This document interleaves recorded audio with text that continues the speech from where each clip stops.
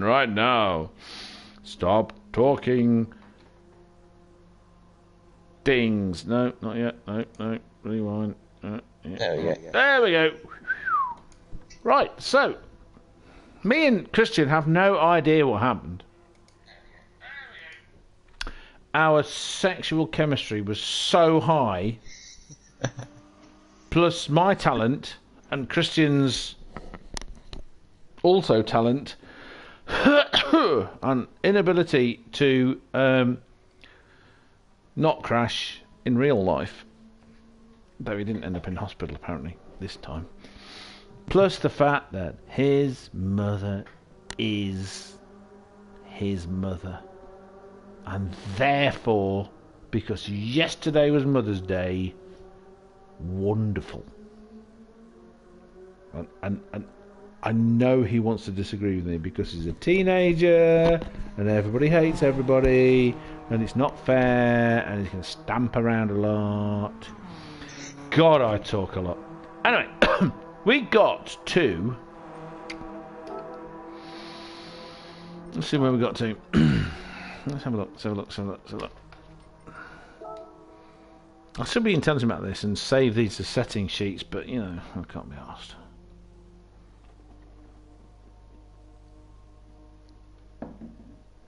I went down there to suspension without seeing suspension, and I saw height adjustable seats. I'm thinking, that's nice. But it's suspension, so it's not that. Anyway, we've done all that. And we're continuing with, so we changed silencers to get the noise, and we reckon, what do you reckon, sports racing or sorry, semi-racing or racing silencer as the nicest? Semi-racing was probably the nicest. Yeah, it was actually, I'll give them that.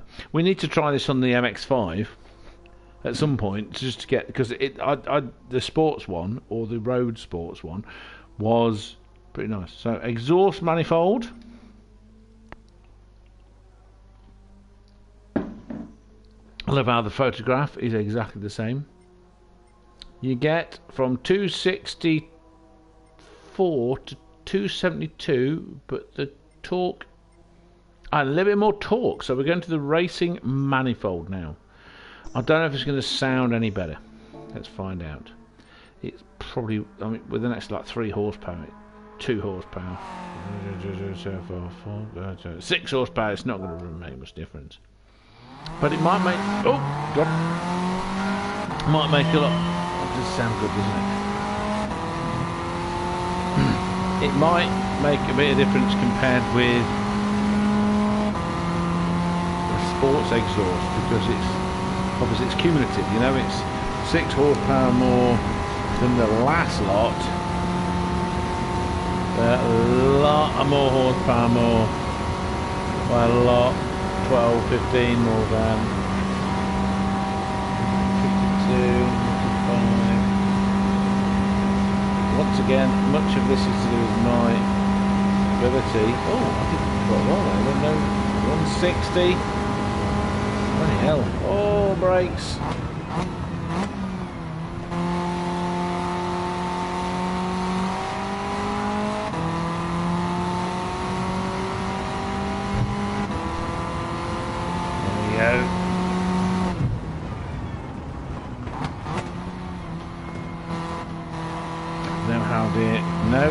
Oh my God, English.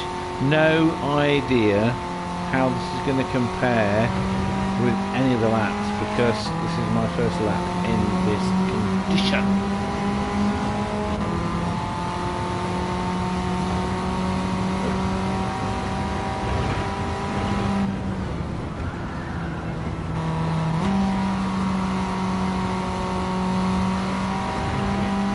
Very stable. We have the racing softs on, best times you can get. We have not got the best suspension you can get. 121.8. Okay, that's comparable to previous times.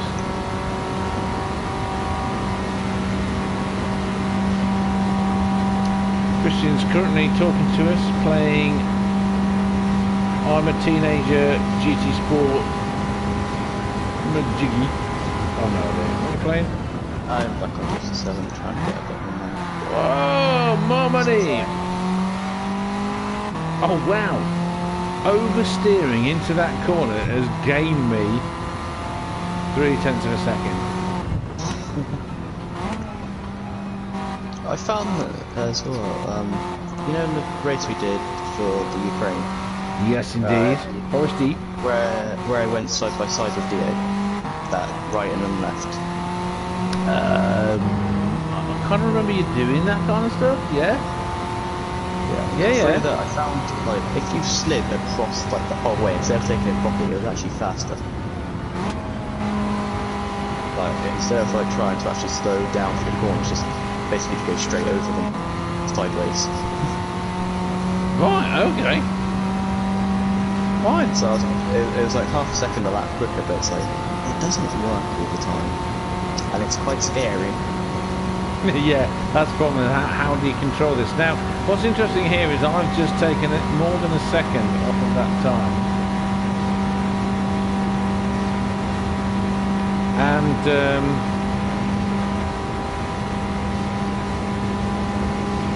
I've kind of felt out of control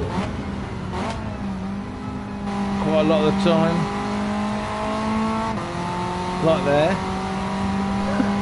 And I've gained half second. Bloody hell.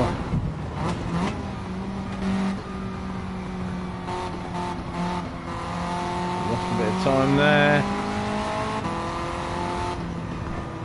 Don't hit anything.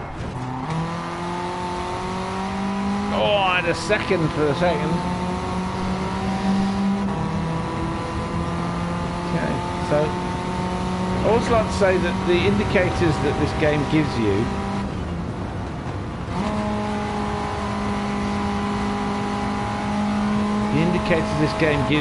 are not accurate to your maximum potential.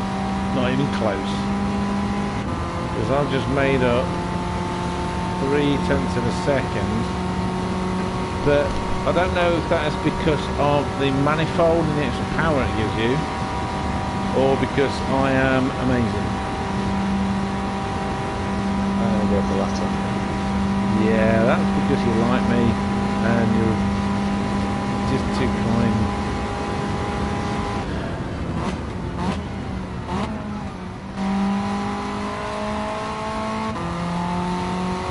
Oh, got that right.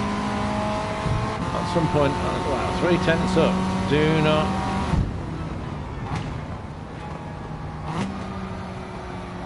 No, on the grass, that's no good. No, not happy. No, not going on the grass. That's that. So 123.75. So that was kind of weird. It's kind of very weird indeed.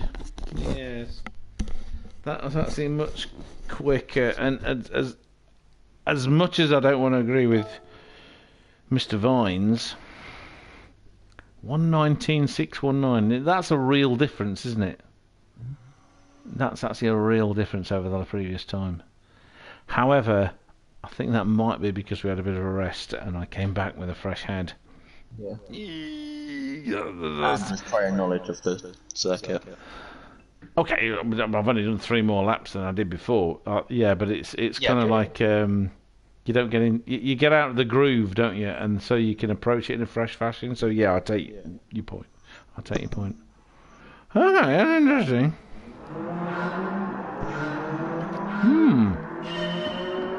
Oh look, GT7 is forcing you to watch yourself. Yeah, it's not narcissistic at all. When I was messing around with the setup and that, because it was like change the setup, and just go straight back out. I changed. So that again. I changed the Say shut up. Shut up, you. Setup. It's like I'd change the suspension or something, and then I'd go back out like straight away, and I'd still be taking the same sort of racing lines and driving it the same as I would. Ah, so like if you've got a different suspension or different tyres or whatever, you're taking the same lines, so you've got the same issues, whereas the tyres or suspension or whatever would allow you to take a different line, for example. Yeah. Yes, good point.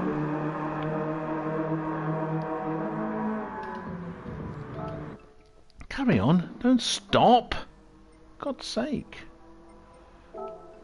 Have you gone? No, you're still there. That's it. You're going to run out of batteries soon. You often run out of batteries. Don't think so. Like my ex-girlfriend used to say. Not really. She never ran out of batteries. Right, okay. Here we go. So we've changed exhaust manifold and silence set to racing. Now we are going to... I didn't buy the sports one. We're going to change the air cleaner. Woohoo! 8 horsepower extra to the racing air cleaner. Anybody watching this has to watch it all to really understand. So sorry, not really, but it's the only way it goes. I mean, if you can watch GT, Super GT for 10 hours, being good looking and smooth, I'm not making you look at my face. I'm making, look how good I am. Look at my 250,000 people. If you got back, honestly, because I'm a bitch, if you got back to Hugh and did 10 more interviews with him and got him over 10,000 watches, I'd like him a lot. It's another reason I don't like Jimmy Broadbent, because Jimmy Broadbent said he was going to get in touch with him and then never did. Because he's a knob. I'm in my shed. Oh, I'm too famous for you now in my shed. I'm the ordinary driver. Yeah, but you're not here. You're just not. Right, a lot more oversteer there, because that extra few horsepower gave me a few more miles per hour.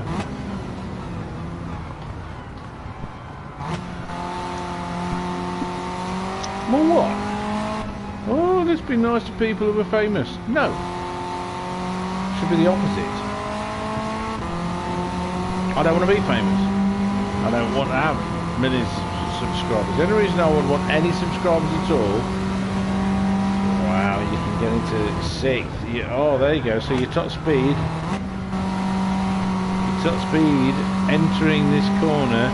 Right, so we're now getting to the territory where the power is matching or outmatching the chassis that it's over. Look at this. Oh my... Wow! 119.5. Now, so that few horsepower is really making a difference. Or is it as crazy? Or if you're a very close friend, that's not good. That's not good. That's not good. I love the way bits come out of the wall, by the way. That was really annoying. Okay, didn't like that. Maybe it puts you in the area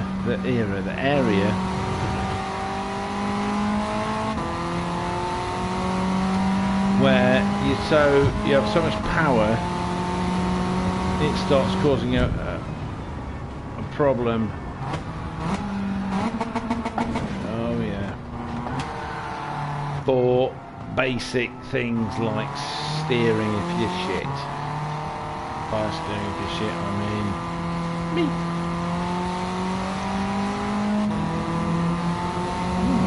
Now, what I do like, I noticed that the sports or the sports racing, semi-racing exhaust on the MX-5 on this exact track sounded amazing. So much better than the standard exhaust. Instead of a sewing machine, it was a proper bark. This exhaust I put on the Alsace the first time I used it, and I just thought it's a bit harsh, you know, it's a bit sort of like, yeah, that's a bit much. And I kind of preferred the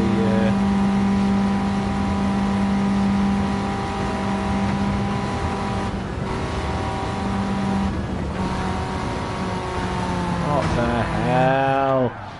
What is wrong with the oversteer and resonance on this part of crappy blood? No, board. What the hell? Board. 119.05. I cannot believe that the difference And I could do a 1:19.3 if I was getting it all right. No, not watching that. So the fastest time I've done, that is 0.8 of a second faster than the previous time. 3 people watching? What 3 nutters? Introduce yourself, third nutter. Hello, say something, Christian. Say something. Yeah, sexy voice of yours. Hello. No, the sexy voice, not the gay voice. What the hell? Hello, how you doing? I'm gorgeous. What you doing? Fair enough. Whatever. They've come. They've gone. Obviously, my hashtags are working. We got 4 ticks though. Bloody hell! Somebody likes this.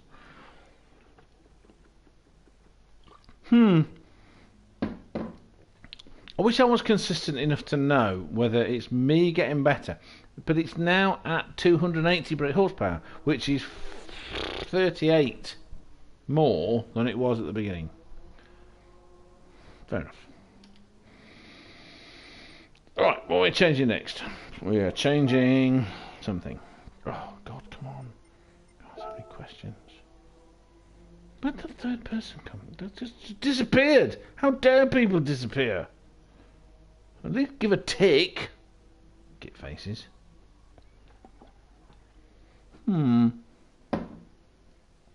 So, no downforce.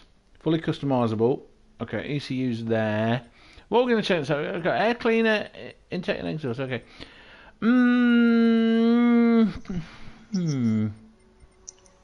Right, okay. Oh, I've got some decent views on my DWP one. Ooh. I'm going to change the intercooler. Now, I was very disappointed that it only gives you like 2 horsepower more to get a sports intercooler because, right, back in the day, many eons ago, we had a thing called the Lotus Esprit. It had a 2.2 litre engine, fuel injected, 4-cylinder. They stuck a turbocharger on it, and it had something like 220 horsepower. Then they stuck an intercooler on it. Then they invented something called the charge cooler, which is an air-water-air intercooler, so much more efficient. It's the kind of thing that Formula 1 uses now. And that took it from 220 to 264 brake horsepower, which is a big jump, just with one tiny thing. So 1 horsepower because you got a better intercooler is bullshit. More bullshit than the biggest bullshit in the history of bullshit. So I don't even know why I'm doing a lap. Why am I doing a lap? Let's do a lap or 2. Just do 3 laps using a better intercooler. Sound staying the same.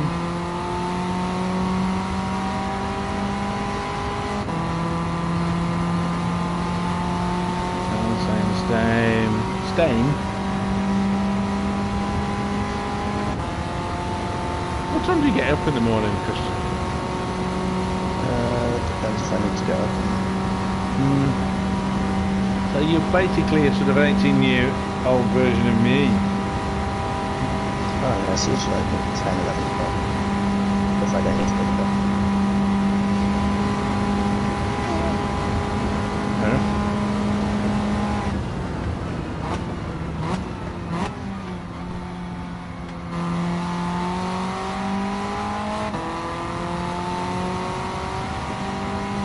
Know as a fact I can do that corner much better, because if I didn't, oh, back end going, that's no good. Ended up on the inside, and now it's like that's no good. Right, and I can do that first corner after the big long banking much better, for the simple reason that I'm able to turn in a lot easier, and the whole point of this is that you're on the edge of grip, right? So I know I'm not talented in that fashion at this point. Obviously, I'm talented, gorgeous, beautiful, not in any way wrinkly and old.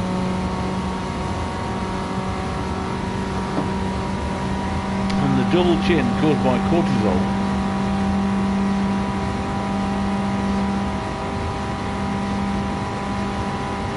Oh, I got that right. Bloody hell. Oh, that was so close.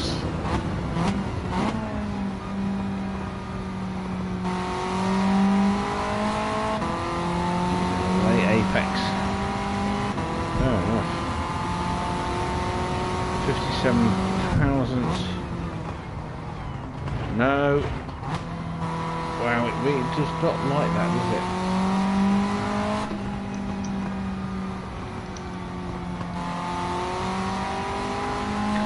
On this. I always like the look of the DS3, even though I always knew it's got like a cheap 60.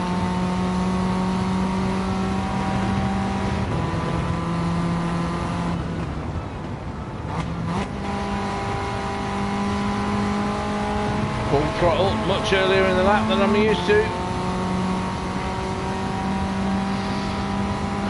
I wish I could feel the G-forces. That makes a big difference to me. 5 seconds faster, 120, 117. That's pretty slow. It's like a second, half a second slower than the last time I did, which had less power.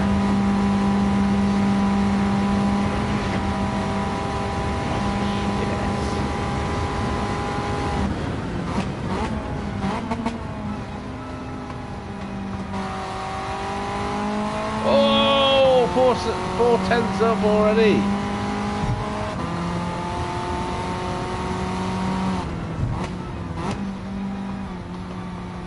Oh, lost a bunch of bloody time there.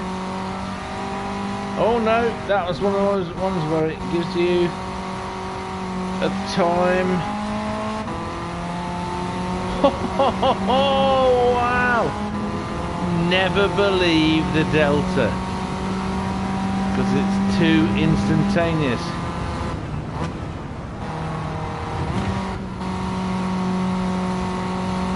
And I was 8 tenths up. Come on, no! I've lost all the time.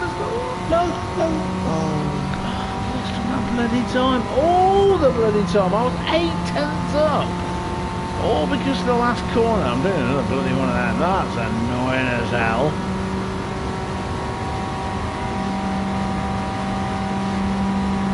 Try a different line here. Oh, that line nearly worked. No, you git-faced motherfucking.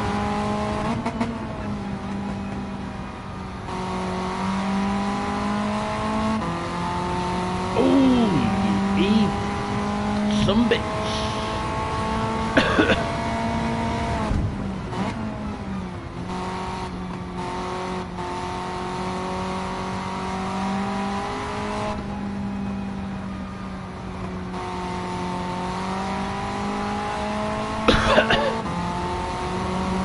That line is the ideal line based on summit.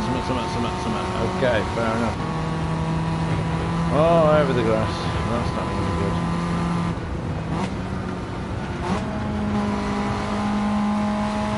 Wow, I made up a bunch of time until I hit that thing.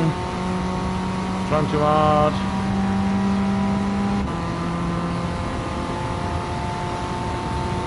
The lap.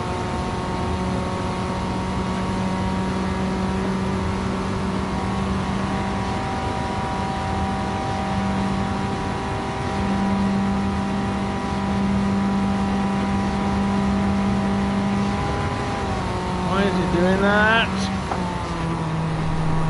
Why is it doing that?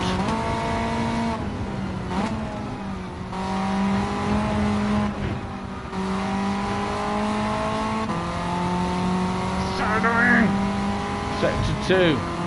No.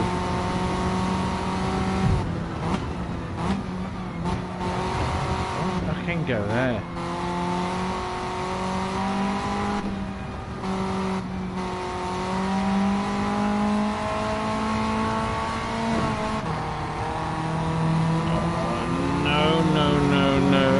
dare you understeer into the barrier in such a way?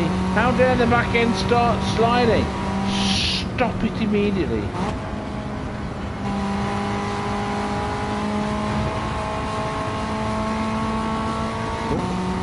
Ooh, Hugh Hatrick. Right, so this has proved that I set up something that anyone can join in our friend group. Hugh Hatrick, hello. Good morning. I just want to let you know you're online on YouTube. So if you're going to swear, make sure you enjoy it. Oh God. Very little of what I do is good for kids. So that little extra bit of power, has not helped whatsoever. So 119.041, if I got everything correct. But what do you reckon, Christian? Is that it's not really made much of a difference, has it? That small increase in power with the air filter. So the power's not helped there. How power's that? So far, what we've got. Sorry, I'll explain what's going on here. You in a minute. What's happened here? I'm doing a kind of a Gran Turismo 7 tuning. I won't call it a masterclass because it's me. It's not a masterclass. It's an idiot class. It's a class of idiots. It's a nerd class. That's good. It's a nerd class. I'm a nerd. It's a class. So I've got the same car. I've got the Citroën DS3. I have bought everything for it, pretty much everything that matters, and I've done things like that. So we've got like Comfort Soft, Sport Soft, and then Racing Soft. We've got the different suspensions you can get, air filters, things like that, exhausts. We've had a listen to the difference the four exhausts make, and we've come to the conclusion that you get a difference with the semi-racing exhaust and also with the racing exhaust. The sports exhaust, forget it. You don't get much more power and it sounds shit. Suspension, we've got the adjustable suspension right now.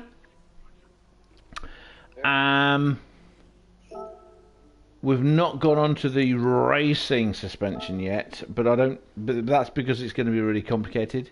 So now what we're doing is height adjustable sports suspension on the lowest settings.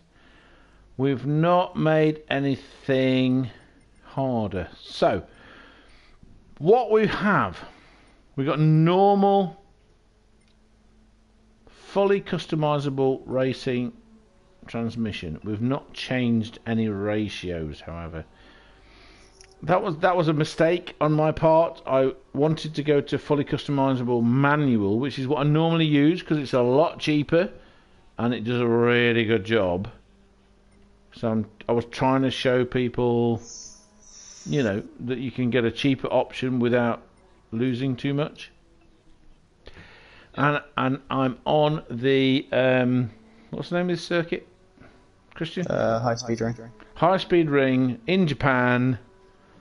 So it's simple, but with a little challenge, because I'm rubbish, and therefore I don't want it to be too much about how good I am at driving. Yeah. That's what we're doing. Okay. It crashed early, so this is number 2, version 2, where we're carrying on. First one lasted 2 hours. A bit. You did thing like easiest setups for cars. Yes, because GT7 is very heavily towards setup, and if people get an idea, I'm not trying to show people how to set things up. I'm trying to give people an idea of the feeling, the understanding of what setup does, what cheap setup does, differences, just get an idea. So, how are you, Hugh? How are you? What's going on? I am now driving work. A Mercedes? No, Skoda. Oh, Skoda's good though.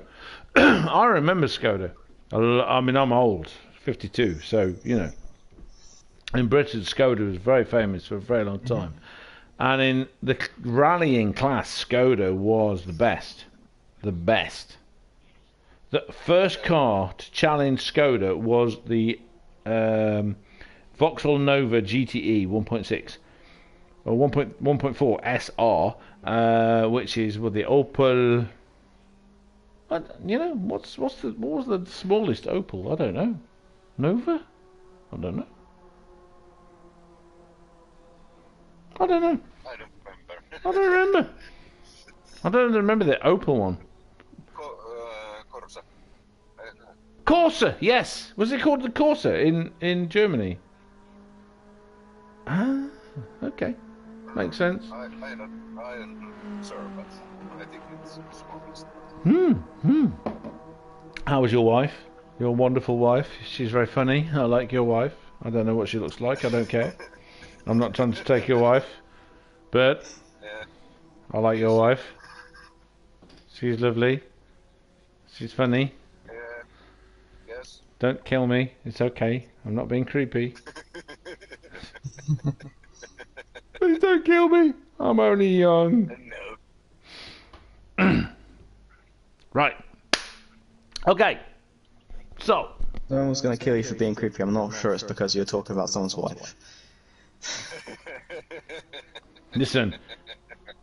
I am on Instagram. I've seen many things that are creepy. Okay? I'm on a channel called Karen Go Home, okay? And you get these people, not all of them women, many of them women, who are having the craziest argument. They lie on the floor, they scream, they kick, like that. And it's like, yeah, okay, that's the human race. Thank you very much. I'm off now. I'm going to the moon, Mars mission, anything but this. But of course, I can't. Putin goes like that. Just okay. When you have to ask the question, who's the craziest? Putin, Boris, the EU, or Joe Biden, or China? When the question has that many answers, potential answers, who's the craziest? You know you got a problem. You know, I just want a quiet space, a gun, some food. You know? That's why I like Finland. Finland has quiet space, a gun, some food. Big midges. Big. Like that. No problem. In Deutschland, I was saying earlier, I used to live by the river Rhine, near Mannheim, and they have midges, and they call them Schnaken. Rheinschnaken. And you know this thing can eat your liver. You know, it's like, it's you, and then it eats your liver, your balls. Then it gives you a kiss, goes, "Mwah, see you, I see you, I am Rheinschnaken," and it flies off. You know, bad. Finland, you know the Schnaken are 2 meters, 1 meter. They come in, the locals go, "Ah yes, this is a midge. No, wait, this is Messerschmitt 109. No, wait, no, this is a midge, not a Messerschmitt. No, I don't know. Kill it."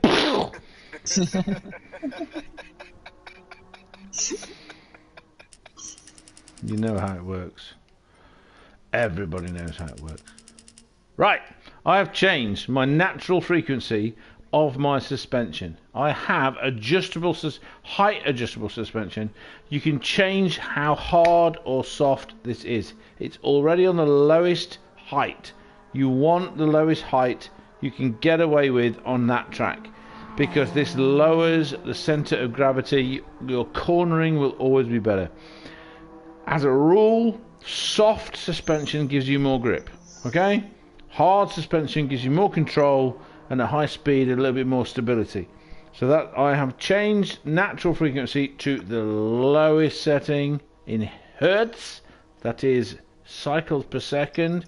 If you don't know what that is, you never went to school and did physics and you're an idiot.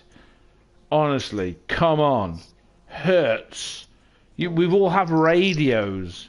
Cycles per second. Sort yourself out. I'm going to do the same laps badly as I just did. Didn't I get a 119 in that one? Mm-hmm. Oh, God. So my fastest lap in the last time was with a little bit more power, good suspension, height adjustable, the best gearbox, but I've not changed ratios, the best tyres, okay, so sports, racing, so not sports, racing softs, and that's what we're doing. That's what we're doing now. That's what we're doing now. I don't know if you can see any of this year. Oh wow. It likes soft suspension. On that corner, the last corner, it likes the soft suspension. With a nice rah coming from that racing exhaust. High as we can, round the banking, round the banking, round the banking, control that thing, which is against my nature, good control. Oh, the back end did not go anywhere near as much as it normally does. Braking, brake, brake, brake. Brake, turn, there's going to be more grip. Oh yes, that's good, that's pretty good, wow. Okay, this is the big thing. This is the big S-bend.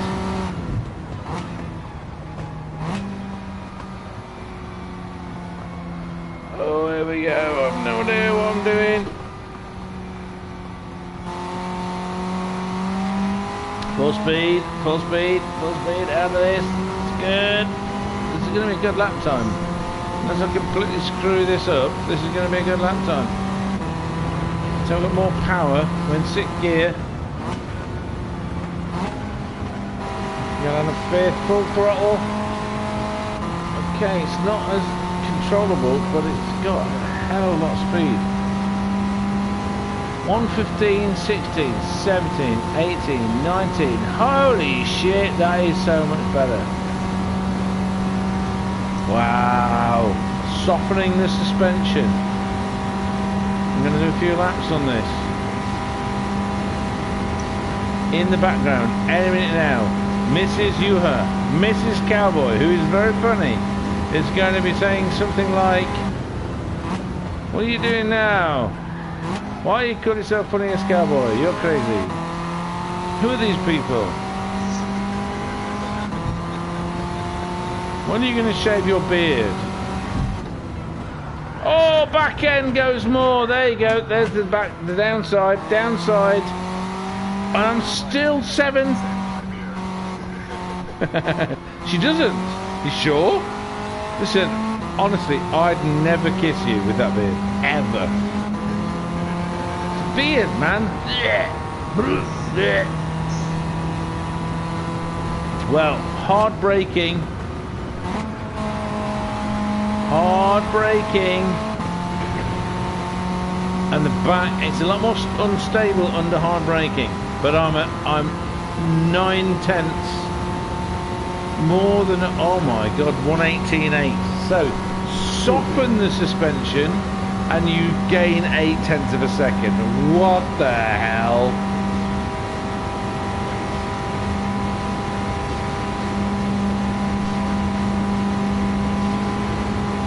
This one's going to be faster again if I can not screw up the rest of the lap.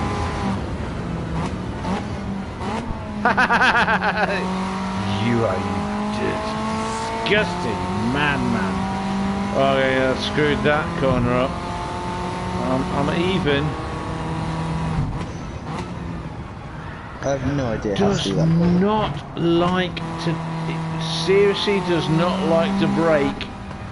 So you soften the suspension, and it does not like to brake with a tiny bit of wheel, turning the wheel. any kind of turn in the wheel. If you're not dead straight, it does not like it.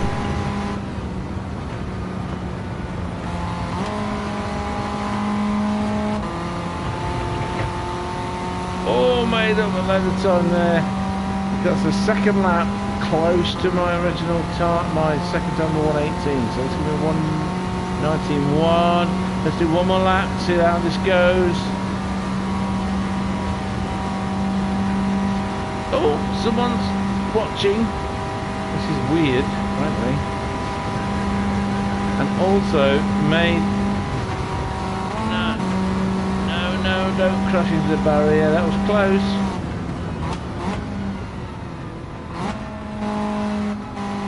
How can I lose so much time there? That's not right.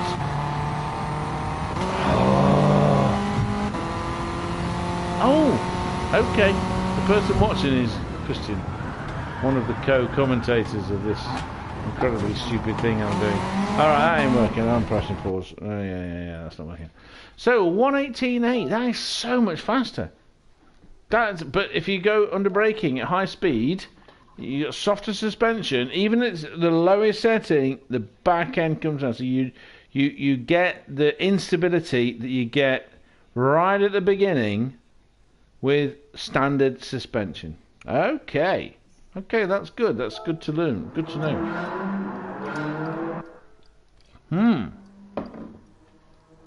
So what have you been doing today, Juha? What's happening? I am going to work. You work at night? Because, listen, I know Finland is not alone. You're going to work now?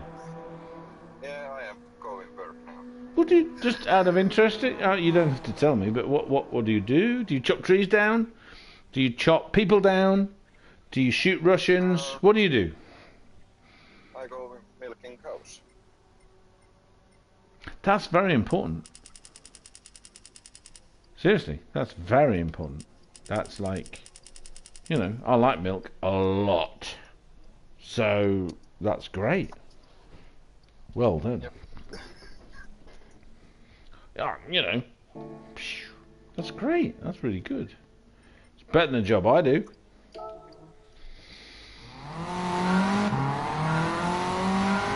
Right, I have made the suspension as hard as it can be.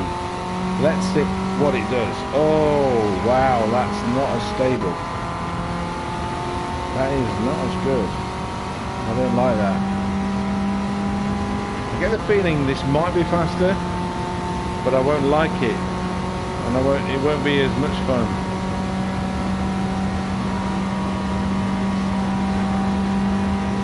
Okay, here we go. Around there. Oh, I've screwed that up big time. No, boom. Oh, not as stable. That's really bad. That is really bad. I didn't get around the first corner. That's really bad. The back just went, woo, I'll kill you. Bye-bye. See you later. See you later out to the funeral. We'll pick up the pieces. Yeah. Let's see how this corner goes. Now that's interesting. Okay, so much harder suspension. You don't lose the rear end. That's because of the compression of the front suspension. It's much less. That makes sense.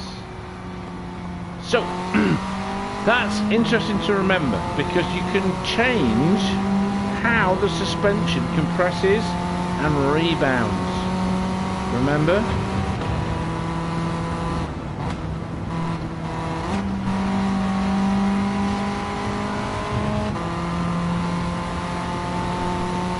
Woo! Here we go. Let's try another lap, see if we can get a time in. Christian Vines, who disappeared, and his batteries on his brain has obviously fallen out.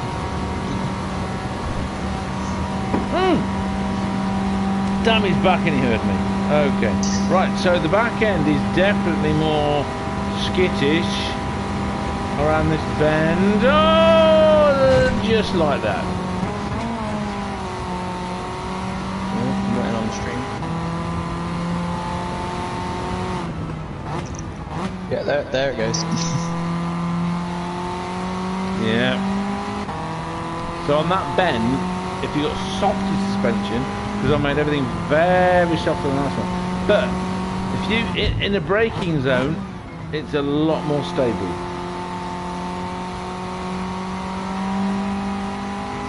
Somehow it thinks I'm 10 seconds fast, possibly because I didn't crash as much. I did crash, I just didn't crash as much.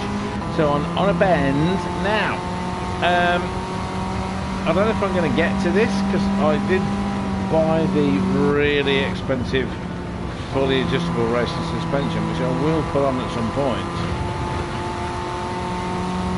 You can change camber, caster and toe in, not caster. So let's have a look, see, 123, that's shite. Oh my god, that's shite even for me. Let's try again. It's very unstable on this, but what you got to remember is that whatever I can lose on this, I've lifted off. That's better. Already more than a second up.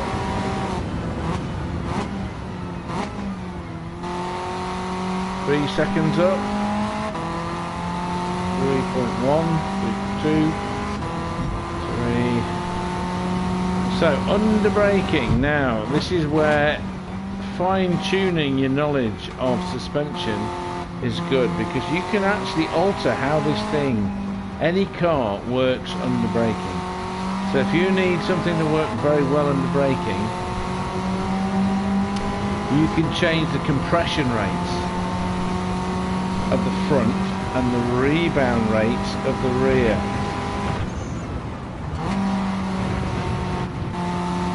Oh my god, I lost a bit of time there because the instability going in and out of that bend. Oh, I lost like half a second there. That's ridiculous. So, what's this going to do? 1:20.0, but if I had kept the 3.5 seconds I had gained. So, like, remember everybody, this is how it works. This is how it works. You get given in one place, you get it taken away somewhere else. Now, I just changed my line going into that corner and I did not get any instability at all. So, suspension changes can always be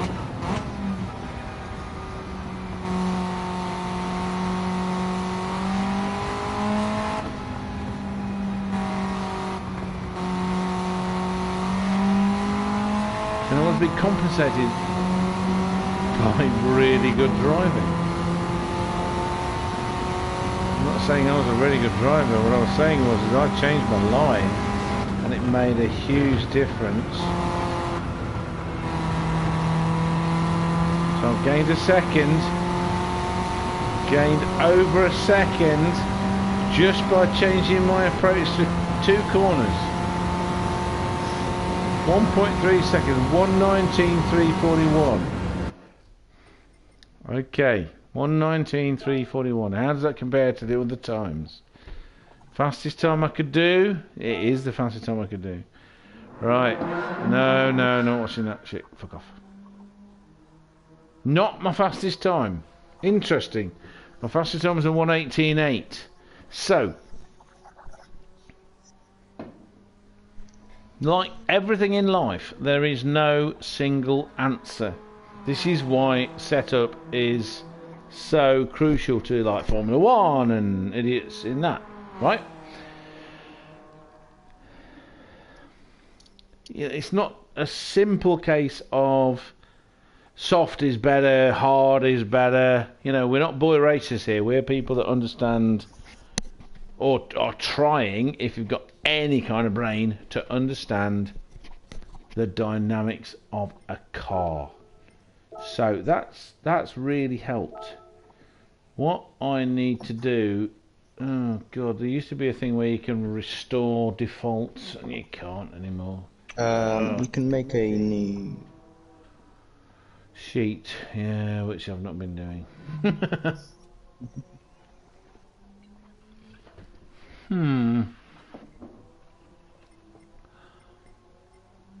So, natural for... I can't remember... Oh my god, that's so annoying. So, I'm trying to be scientific about this. I can't remember that being 65. And that one being 35. Yeah, that seems about right. Transmission, I've got the best of that. I'm not playing with that. ECU, fully customizable. No, it's not that. No ballast, I'm not making things worse. Right, intercooler. We're going for racing. Ah, I forgot that. I was on the intercoolers. So, you only get an extra horsepower from the intercooler going from sports to racing. So, honestly, but you only get 2 horsepower going from the normal. So, how that is going to help? Maybe, because you can buy different turbochargers, different controllers for those things, maybe that will make a difference, a bigger difference with the different controllers. Don't know. I'm still on the normal turbocharger. I've not changed that. So I now have, with the changes I've made to it, I now have a max power of 282, which is a lot more than the original.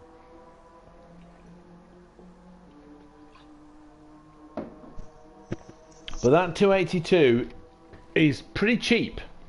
You know, the extra 60 odd horsepower is actually quite cheap in the big scheme of things. So what we're going to change now? I'm thinking we're on.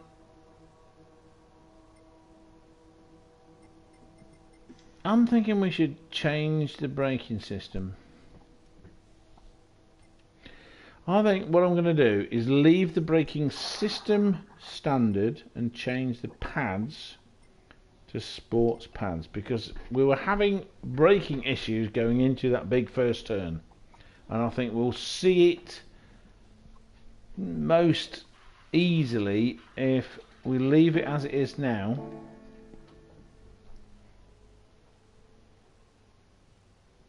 Do you know what? This is ideal.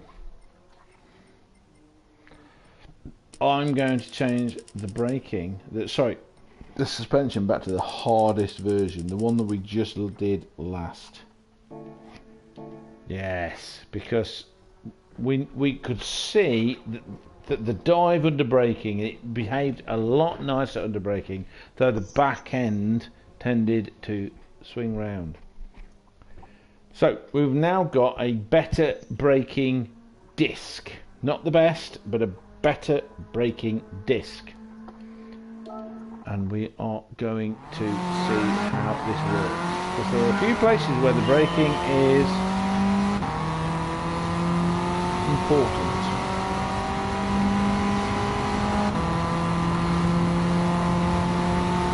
If your tyres cannot take this braking, if your suspension cannot take this braking, changing the braking is less effective.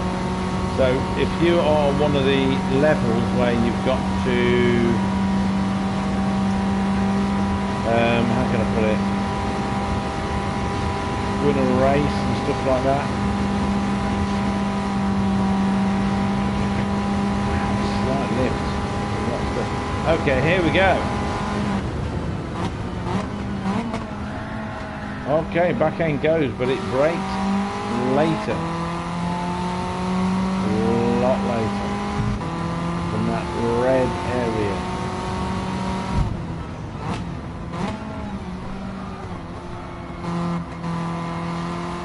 Standard brakes. The thing about slotted or vented brakes is that they can keep their cooling better. It does not necessarily mean they can brake better. What it means in real life is that their braking is more consistent. So this may not be the best track to show up that kind of braking difference. changing the pads at the same time will have a better grip on them. 1:19:46, so that's amongst the better times. It's certainly comparable to the time I had in lifting there, aiming to, oh no, back end goes, a bit of time, so braking pads, that's interesting, you're not, no, not pads,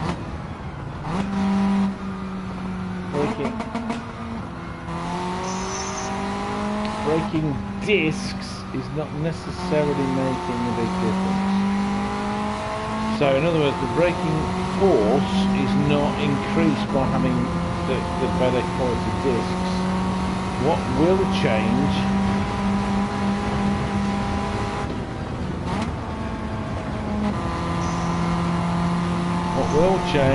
is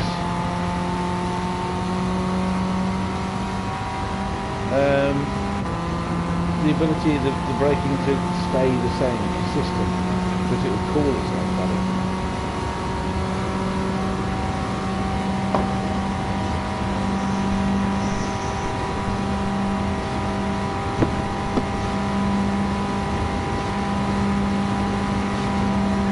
Oh no, I got that wrong. See, I didn't lift that time.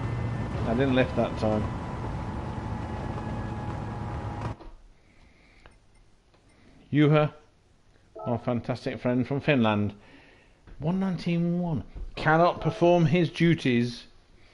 1:18:9, so that is faster.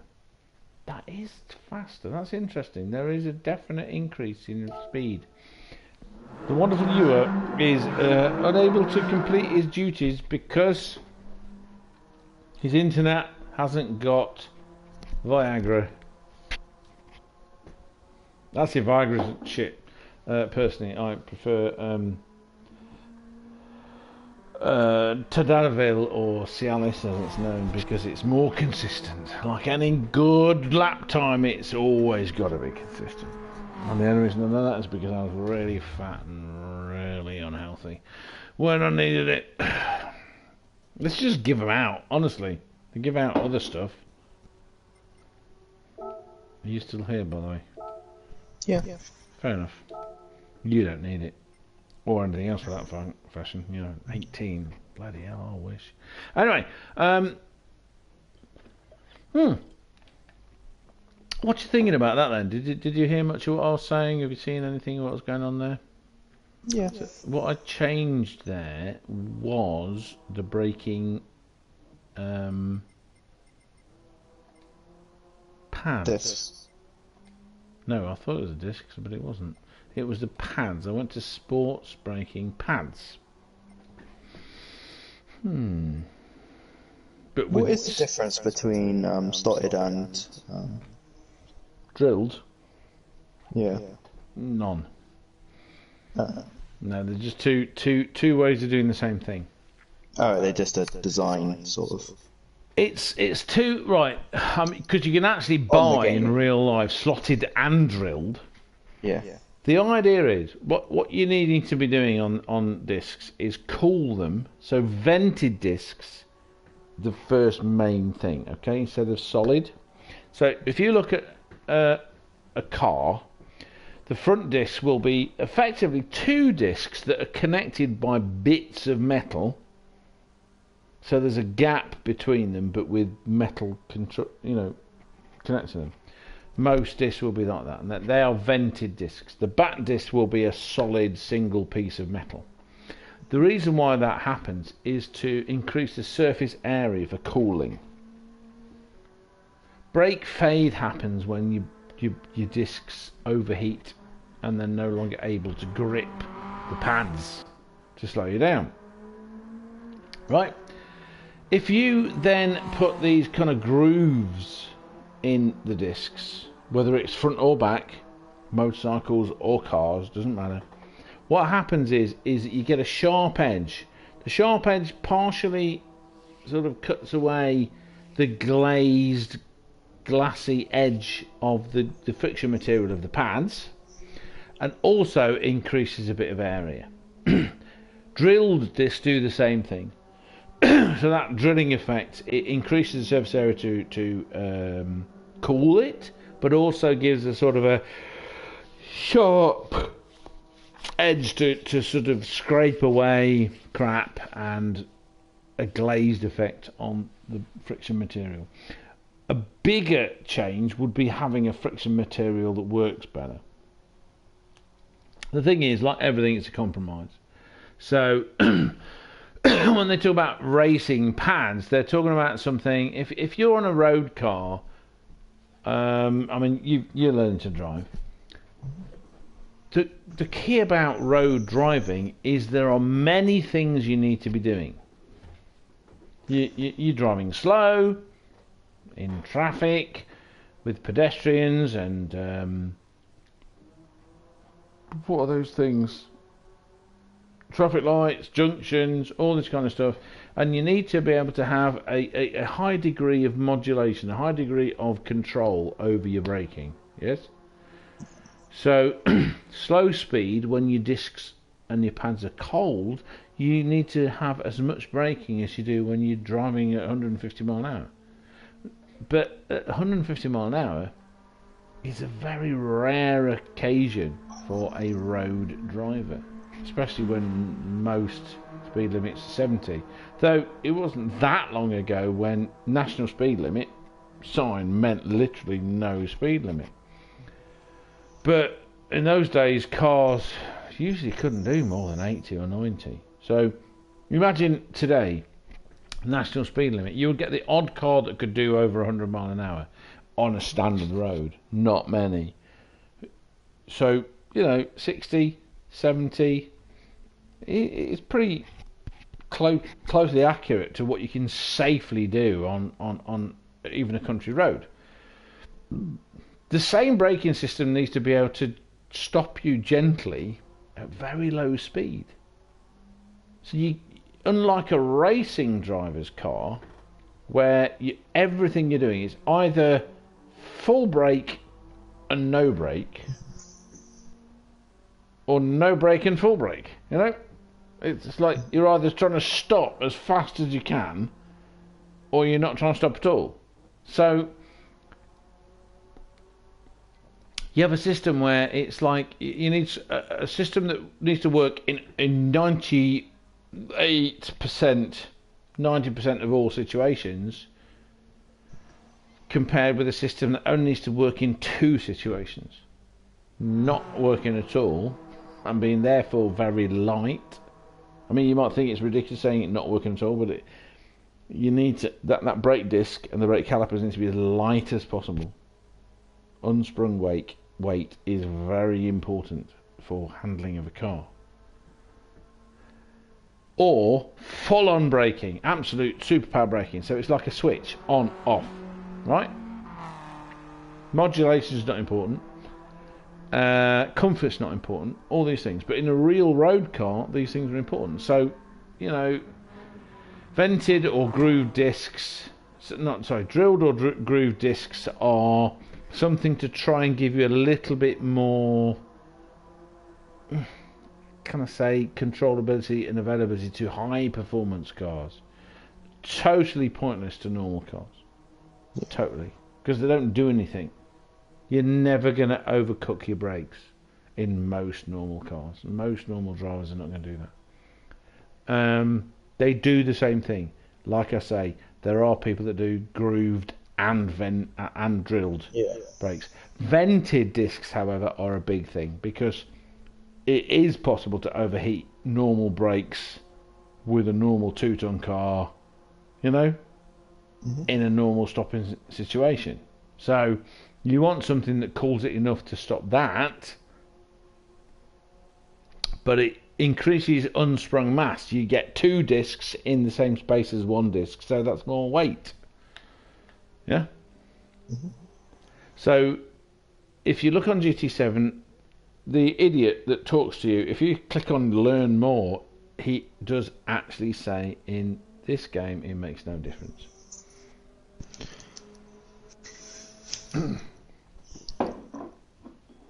So therefore, pick one. Which do you like the best of? What do you think looks nicest? Which one do you usually pick? Depends on the car. I have so far used two, and in the first one I used drills because it looks cool, and in the second one I used vented because it looked cool on that car in my brain. That's it. I don't know what to have to say. It made no difference in terms of the performance of the vehicles, you know. Just which one you like the look of? Yeah, literally. In terms of the actual cars, it's probably got more to do with if you ever super a car or change something on a car. It's got more to do with how well the two materials between the disc and the the pad interact. If that makes any sense to you. What you've got to remember is you've got a pad gripping a disc. So if you've got two incompatible materials that don't grip well together, that's not going to be good. Yeah. So in real life, you need to determine what works together. You know? Yeah. In the same way that it's, you know, cars, you've got everything from the stiffness of the chassis, wheelbase, weight, geometry of the suspension. You know, it's so simplistic ideas of, oh, it's lower. I mean, lower works because you're lowering the centre of gravity, but let me put it this way. Harry's Garage, you've seen him go on about cars. There was a Porsche where he went for a meal in a local pub, gastro, restaurant, whatever it was, and he couldn't get in the car park. So he said, tick the box for, you know, the option that jacks the front suspension up so you can get into car parks. And this is the thing. I've owned 4 Saab 9000s in a row. Yeah. I loved them. Anything after the Saab 9000 was not a Saab. It was developed in Rüsselsheim, I believe it is, the Opel factory, effectively, because they were bought by General Motors, and General Motors thought if they got the badge on a car, people would buy it. You know, they thought they could rival Mercedes and BMW in the way Saab actually did by having a badge on the car. Make a shit car, it's fine. Stick the badge on it. You know, that just shows you how idiotic these idiots were. So they designed the cars in Opel. They used the technology and the patents that the tiny company Saab had developed over many years with their innovation and cleverness, and they made really bad cars with the Saab badge on it. You know, and then for years later, when they sold them to other people or whatever they did, they kept the technology. You know, they kept the patents for the turbocharging and all this kind of stuff. So for a long time afterwards, Vauxhalls and Opels had incredible turbocharged engines, but anything that was made called Saab, you know, I wanted Koenigsegg to buy them because you got mad Swedes with the same attitude Saab had. Making Saabs? You kidding me? I mean, Koenigsegg's factories in a Saab aeroplane hangar. They would have done a good job. Yes. Said it was bought by Spiker, which was another sort of cosmetic nonsense, which also went out of business. And it's like, what? Why? But the problem is all the technology, including variable compression engines and stuff like that, was taken by General Motors. I won't say it was hidden, it's just not been used. And it would have been better to be in a truly innovative and over-engineered company like Saab, as opposed to Opel, which is now also gone out of business, is now owned by Peugeot. So if you buy an Opel or Vauxhall, it's now Peugeot. General Motors didn't really do very well. They screwed up every company they bought, including Lotus, who's now owned by Proton. You buy a Lotus, it's a Proton. I mean, come on. It's frightening. It's just frightening. So, yeah, braking's an interesting thing. You know, the biggest. There's the two things that are going to make the biggest difference is the size of the disc and therefore the calipers you've got to stick on it, because it's about torque. You know, if you've got a bigger disc, what you're clamping on will have more force on the wheels, and the materials it's made of to do the job. So, okay, massive disc with massive clamping force, massive retardation force, and crap suspension, shitty tyres that can't grip, bad suspension that dives too much and does what we've been showing on this very channel now, and the back end comes around because it dives forwards and you lose all the grip on the back. You know, yeah. Nuance. The key to everything is nuance, understanding and nuance. The first question you're going to ask is, what do you want of this modification? And then people go, I'll go faster. It's like, right, you want to go faster? Great. Down the straight, round a corner, or all together? Which is why I'm doing this whole thing and why I picked this track. I know I can drive this track. It has braking zones, it has high speed corners, it has low speed corners. It kind of shows everything you need to know. I am changing the brake pads to racing. This will be short because I don't know how much difference it's going to make. Just exactly as you say, some of it is me adjusting to the way the brakes work. So that first corner and the third, fourth corner are the only braking zones we've got to make any difference. If I screw up the first bits, so I need to lift here, staying high. Okay, so this is more about feel.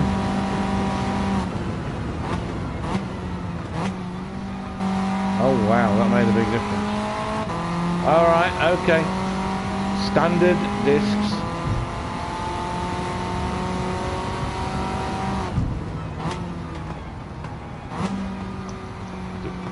Why did the back end not come round? That's weird.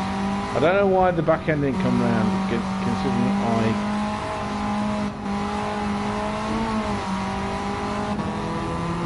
that is really weird.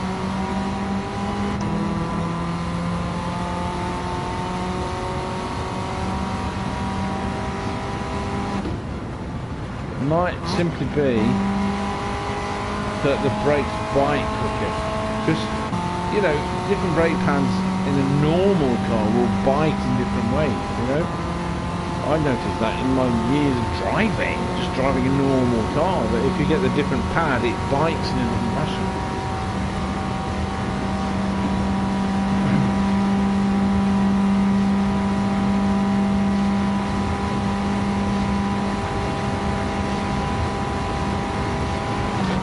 Oh, bum face.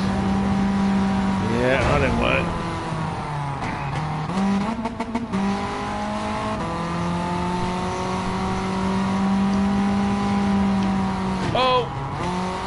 Thing there. 123.88. Okay, if you turn the back end so that it's not going to make any difference. Screwed up this lap completely. It's like you say, Christian, how much of this is to do with what you've learned and how much to do with the physical changes of the car. See there, where you've got to stab the brakes just to reduce the speed a bit. If you've got really good initial bites on the brakes, and if Gran Turismo 7 has programmed that in,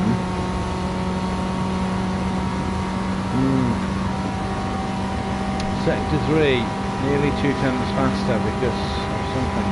Could be the way I stamped the brakes.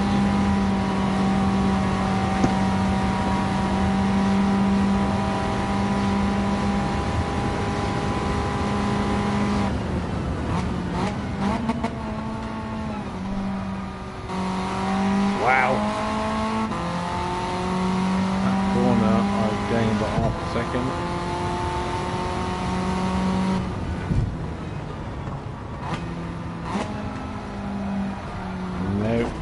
Tried to go in too fast. I don't know. I think it's biting harder. So what I'm going to do with the next thing is I'm going to change the disc without changing. No, that's wrong. What I'm going to do is I'm going to go back to the original pads and change the disc. Just to see if it makes a difference. Because that's what I've got to do. I don't actually want to, but it's what I've got to do. Okay. Braking system. Pads. Normal. System. Oh, right. See, the problem I've got now is sporting, racing, or carbon. So we'll do racing, because carbon brakes was an entirely different thing. When carbon brakes first came out, they had no feel, no power until they got hot. You know, you couldn't use carbon brakes with the wrong pads. That's the thing. I don't know how that works on this game, so let's find out. Yeah. In your experience, how does the wear and tear on the car work in these time trials? I don't know. Because, you know, we have to pay for them to be... Oh, right, yeah. You know what I mean? Even the oil changes and stuff, so if that's the case...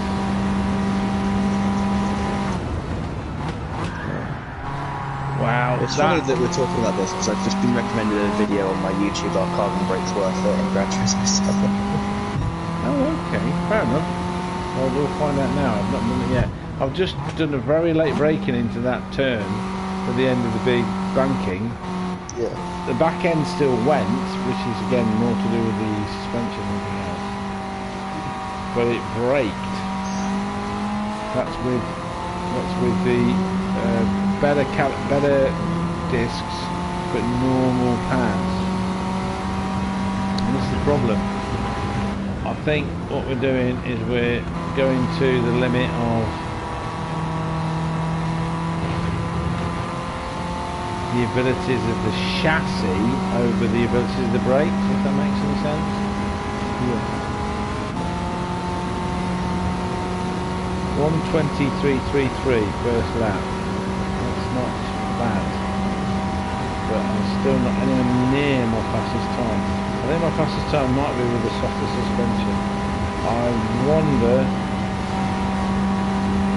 if softer suspension with these better brakes will make it worse.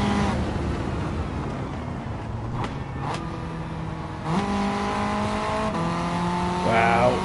Holy shit! 9/10 of a second made up.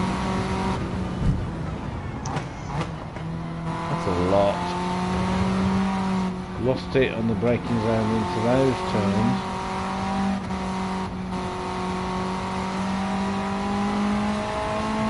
Okay, so some of that is my skill. I'll still gain a second, man. Come on. So, okay, braking with the discs is a lot better.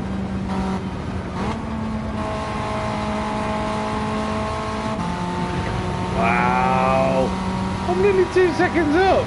What the fuck? That's got fuck all to do with braking though. I know that is. That's because I've got that corner right. 118.2. No, that's me. That's not the brake. That's not the brakes. That's me. Okay, right. 118.237. That's like going to be my fastest time. No, stop it. Yeah, it is. By half a second. Fuck off, 6/10. Okay. So here's the problem. I figured something out. But we don't know whether I figured something out or whether stabbing the brakes works better with these things. You know what I mean? Like that short, sharp brake gives you an initial bite that you need. If you're racing, what you need is an initial bite. You don't need anything to take a couple of seconds to come up to temperature and then bite. What you need is it to bite and then release. It's instant, you know? That's what I've found with normal Gran Turismo sport. You need bite nothing, and that's where you get a lot of the time. Thoughts, please, Christian. Sorry, you cut out quite a bit through that for me, anyway. Okay, right. I was talking about how the difference is in how the brakes apply compared with that they apply. You know, ultimate braking ability. So if you stab the brakes, you want it to brake, release, but in that second to brake a lot. If you're racing, yeah? Yeah. So I wonder how the differences are with pads and discs in how it applies, not overall braking pressure, braking ability. Does that make any sense to you? Yeah, so okay. Like different discs would apply the brakes differently. Yeah. Kind of. So you can get a lot of time, I'm thinking, from it being able to brake really well in this fraction of a second compared with braking really well eventually. Yeah.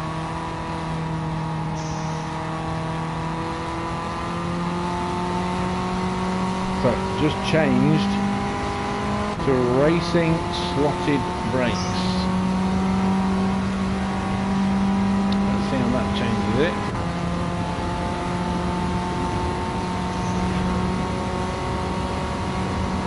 Mate, if you need to get going at any point, don't worry about it. It'll be fine.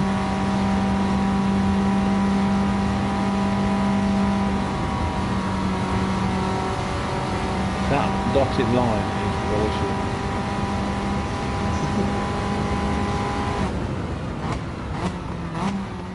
So that's a huge difference. In feel, using better pads on better discs in both bite and retardation.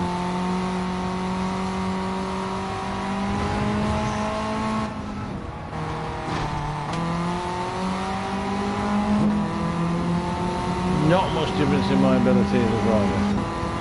Okay.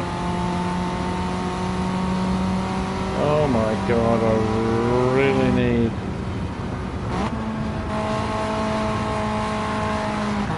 Oh, what the foobar? Never slid on there, I was trying to ride again. Oh my goodness.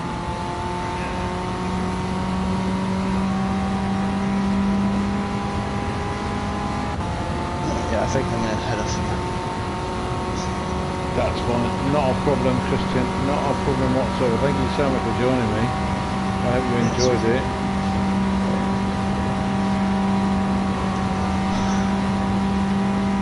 Just a tiny lift makes such a difference. So let's go to one. Oh, it likes to brake, but it does not like to stay in that direction.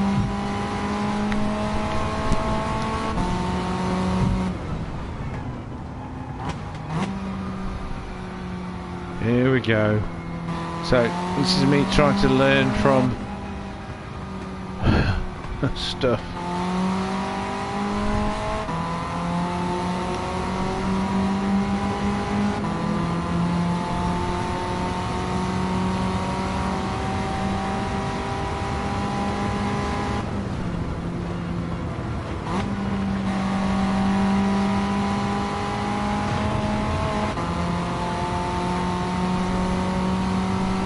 Wow, more than a second, but that's all on the last corner. 2 seconds, 2.5. Right. These pads should not make me slower. I have made me slower. I'm trying too hard.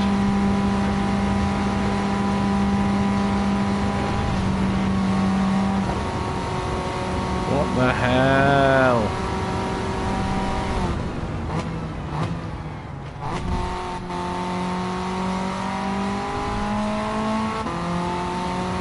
Okay, so I'm up. I should be able to do more than...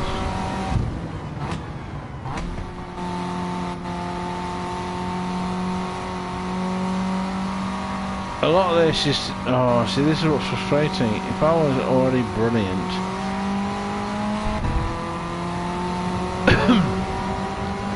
If I was already brilliant at driving this...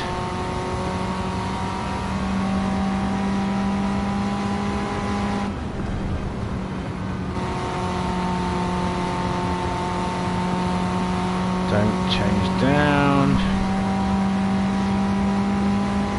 How can the back end go?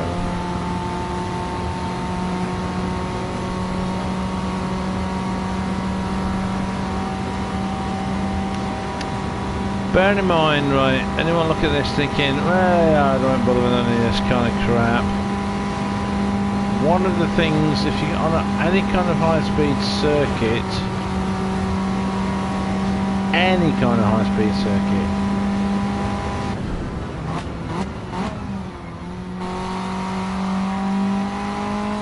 and you in any kind of braking zone, sort your suspension out, because if you're braking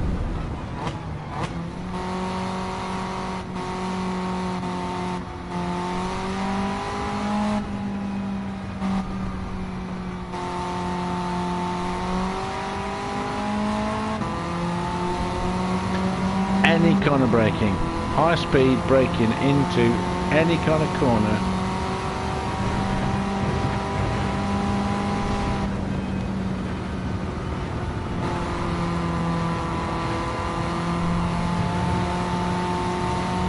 you need your suspension sorted out. Look how screwed that up. Oh my god, I was a second up. So annoying. 18.99. So annoying. So, suspension has not changed in the last few goes.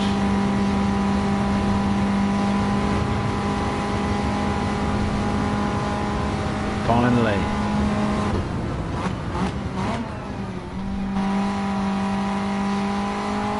And that's got more to do with my driving, because I decided to be very sharp with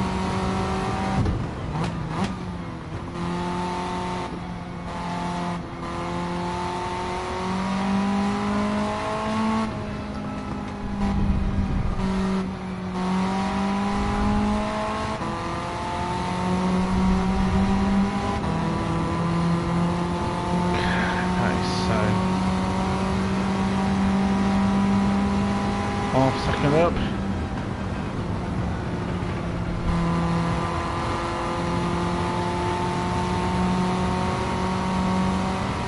Yes, you little fucking shitty bastard.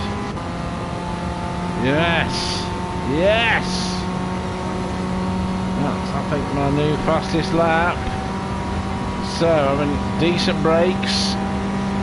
Good around there, very carefully. This is more to do with my driving than it is to do with the car. Oh my god! You! Fuck off! No! Oh. So annoying. so annoying. So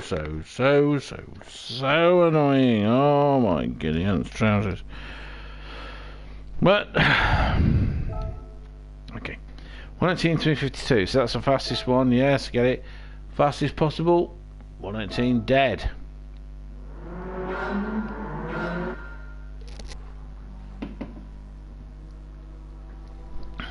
Well, second fastest time. Now, I've got a right. Okay, I've got a feeling that fastest time was when I had softer suspension. So, I'm going to go down here, natural frequency, down to the lowest, just to see. Now, the thing is, with my braking being so much better, having soft suspension is not necessarily going to be good. It gets more grip in the corners.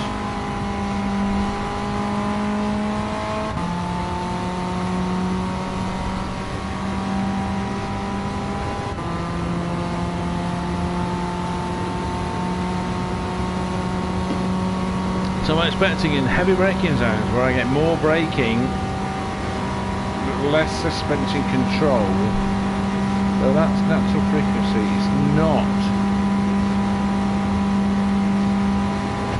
Look at that. See, super soft suspension. Yeah, there. That's what I'm talking about.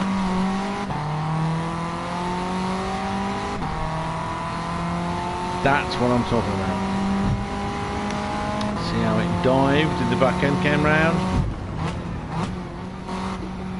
I can actually, wow, I can feel that in the steering wheel.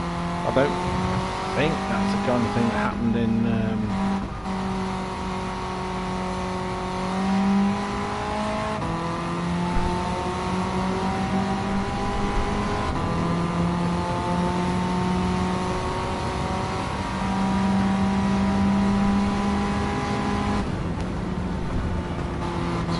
stab of the brakes there. Was that enough retardation to give me 118 something, 17, 18, 19, 20, right, that slide going into turn. So if this is turn 1,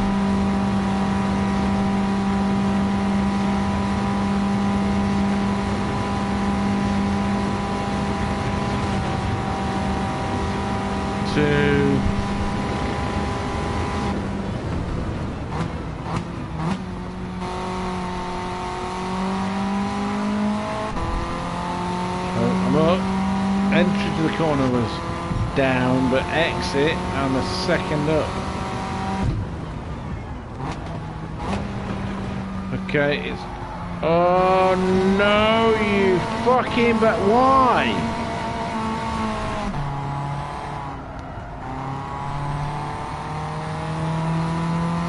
No, it's so annoying. Oh. The precision required. I am not getting the precision I require from this steering wheel. It's the initial turn. Maybe that's because it's racing and it's all tiny margins, but come on.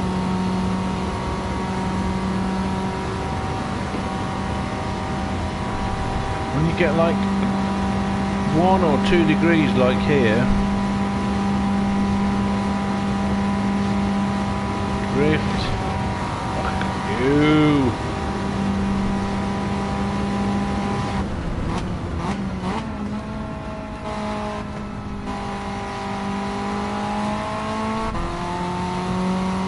Right, that's doing the Verstappen thing. I'm braking early. So the thing is,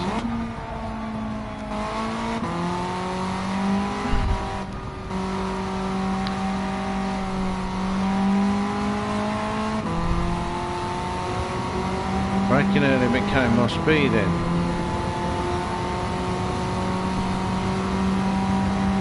second up on the time of that. I wish it would show me.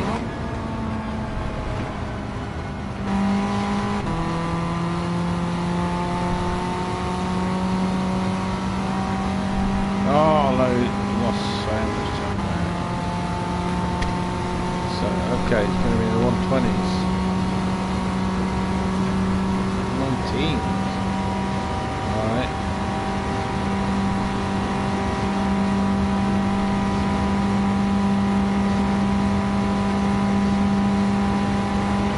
Wow, nearly got it, but it's the tiniest margins.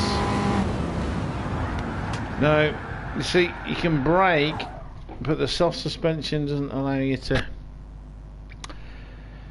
Now, okay, right. I can't change. I can't do the change that I want to do now. 119.496.5, which is.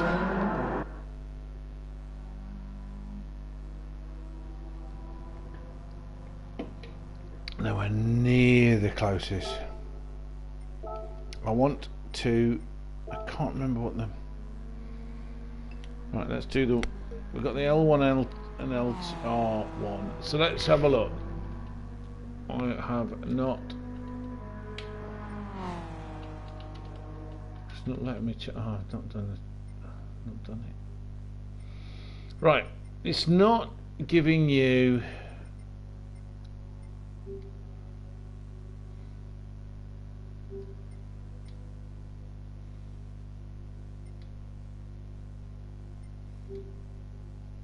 Right, it's not giving you default settings.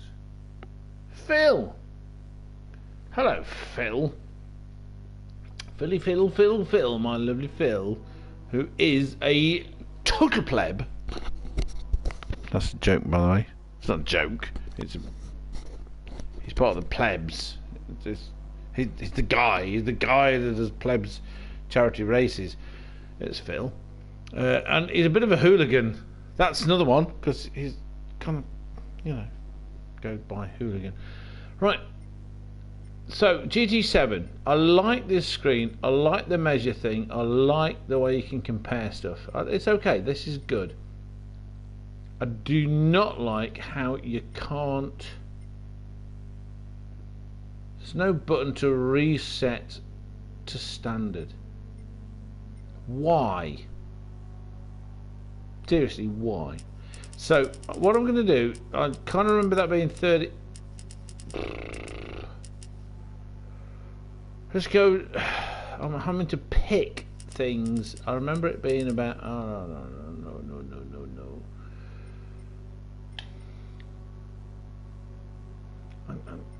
It was like 15. The back was 15 higher. You have to remember. So this is because super hard. Hi Roo, goodbye boy. Yes, that's me. There's no one watching. I've lost everybody, and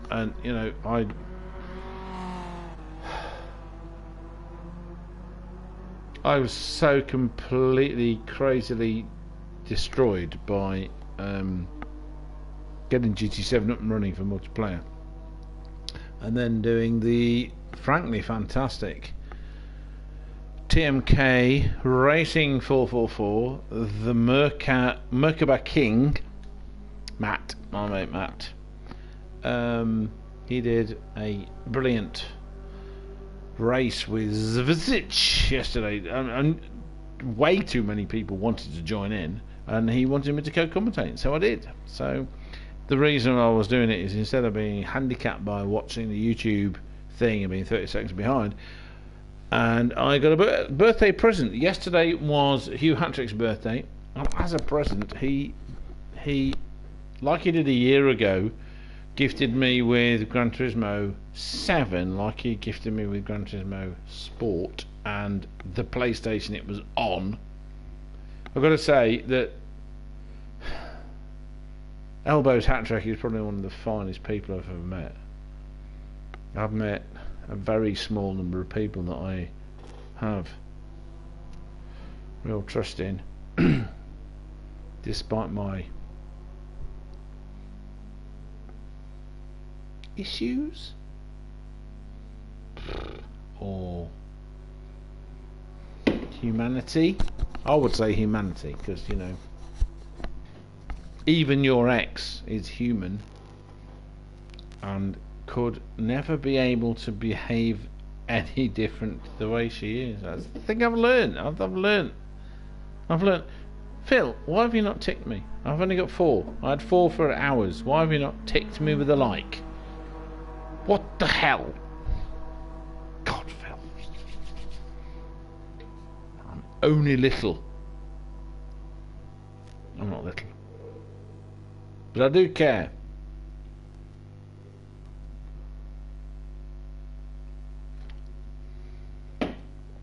Bloody hell, Phil actually might be going to bed.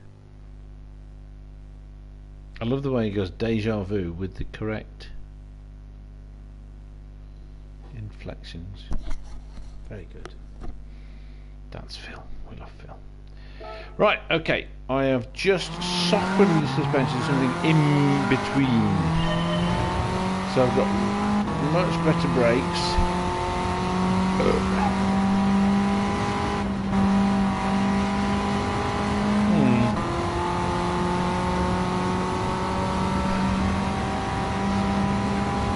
I wish I could be more consistent.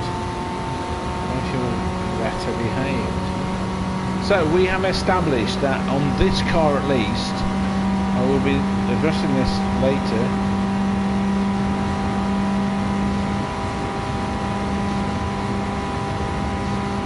Oh, not bad. Not bad, mate. But let's see how this works. So a bit harder and the back end does not go. Okay, so with fully adjustable suspension,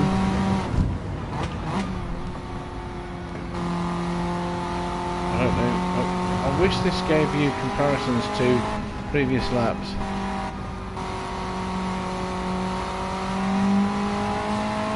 I'm trying to reduce the amount I turn the wheel. It's such a thing as slip angle. Now, with softer suspension, the back end is not going.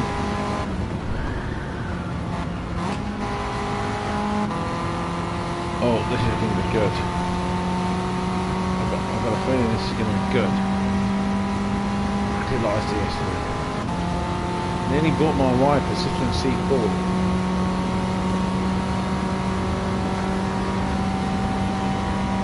Holy shit, 119.2. That's good. That's not bad. Oh, back end's going. Don't stop. Oh my god. So annoying.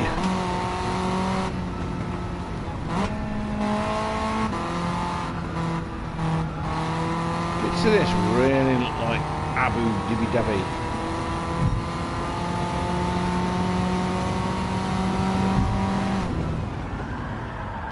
Okay, so back end goes. Oh, still a little bit.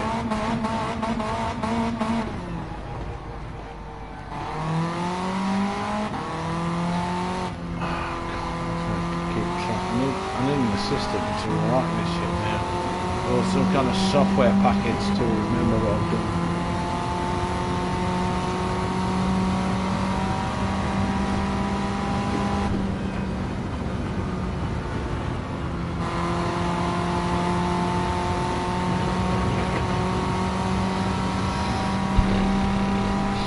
See what the sector times are underneath. The whole point of this is try and give people a little bit of information on the setup. It's not meant to be about my driving, because my driving's crap. It's not crap. I can't understand. Oh yes, best. I've taken that corner. So here we go. I'm straight.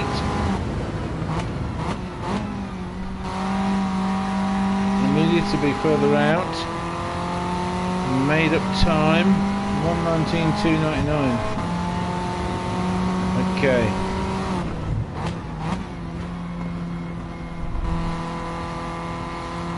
Right, so the computer tells you when you meant to brake. I'm not entirely sure it's right. It's kind of like an agglomerate of whatever the hell.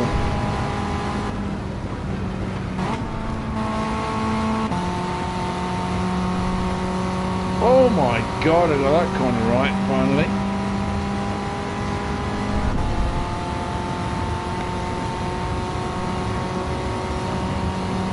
.118.5, not my fastest time. Oh, Richie! Richie-roo! Gorgeous, fantastic, wonderful haircutted friend. Gran Turismo 7. I'm doing a series of videos. Oh wow, soften the suspension. So, there seems to be a bit of an issue with tuning. I like tuning. So I am not only discovering, I'm also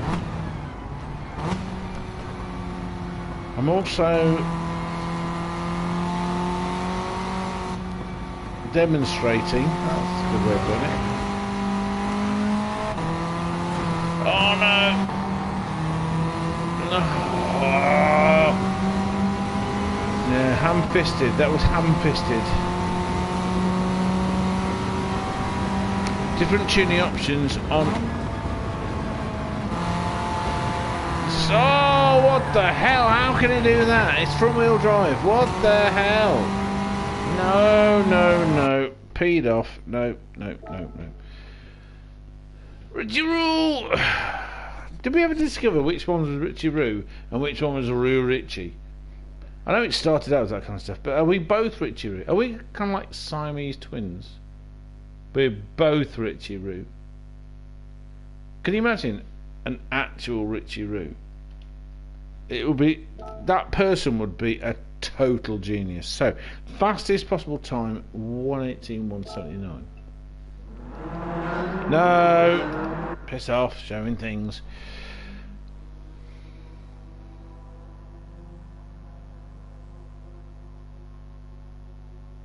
Okay, so these 118s are all with the same modification. So what we're discovering, let's go to settings. Let's go here. What we're discovering is these. We are indeed both Richie-roo. You've got the gorgeous hair and you're kind of beautiful and all that shit like that. And the accent, I mean, your accent is so much better than mine. I don't know how much you, I don't know if you know how little I like my own accent. Yeah, well, you know, why am I awake at 4 AM? Technically it's not 4 AM, but yeah, I'll get your point. I don't know if you noticed, I'm a teeny bit, not entirely. What words do I use? Come up with some words for screwed up. You don't sound like, no, because, and this is the point. This is why I hate doing generic accents. You don't like sound like Father Ted.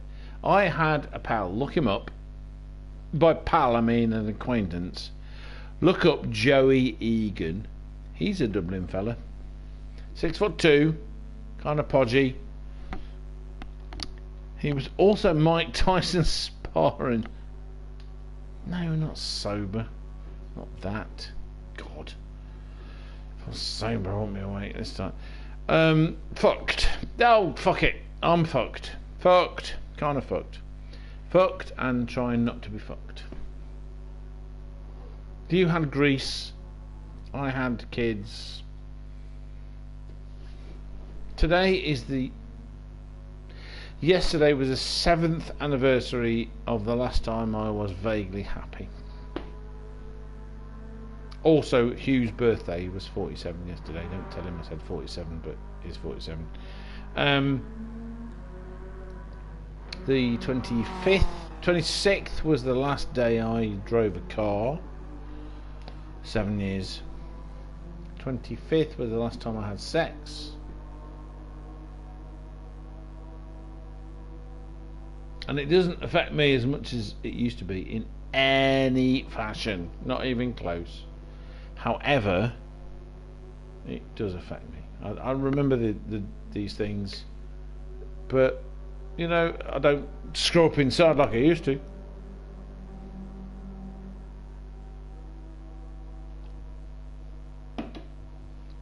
Next anniversary is 3rd of October. The last time that I said goodbye and got a hug from she who must not be named, love of my life. I don't know. What can I say? So what we're doing here, Richie, is this is the second. It kind of crashed earlier. GT7 crashed, nothing else. We have Mr. Vines on here. He was playing other stuff. He was my co-commentator. I was kind of hoping at the age of 18 that he would remember stuff, but he didn't. So what we've done is we've been changing tyres. I've got the Citroen DS3. They came with those. I bought those.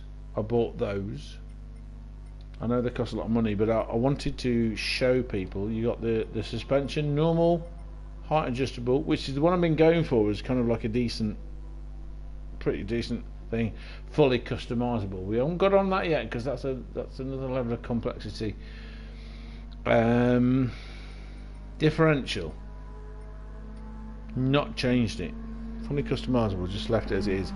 I lightened the car, so that was kind of like a bit of a caveat.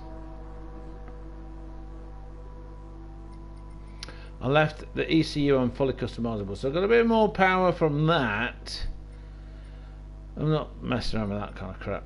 Transmission, I also wanted to go with that but forgot. Fully customizable manual, because that's another one that I've found interesting. I don't know. I want to see what the manual does. See, you get manual adjustment. Let's find out what the difference is. You see, there is no difference between racing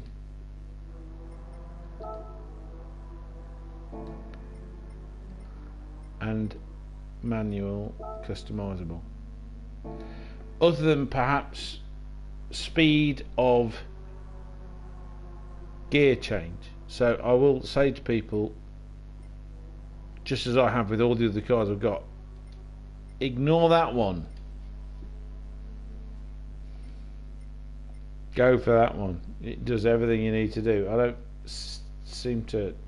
don't get what the difference is. The crappy thing. So DS3 is a turbocharged car. I'm still on the normal turbo.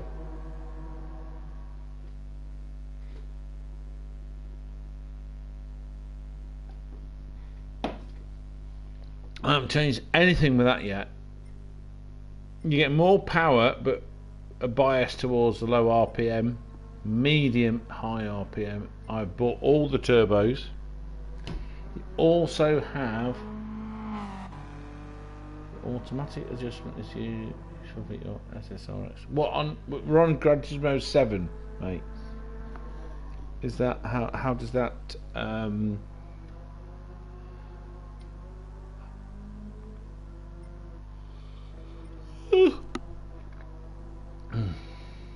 how does that work with that? So anti-lag system, I think the problems I've had, I like that because it's the problems I've had with, you know, the Bathurst cars and the 2-litre super high turbo mega nutters that have loads of power but don't let you feed it in. They would be better served.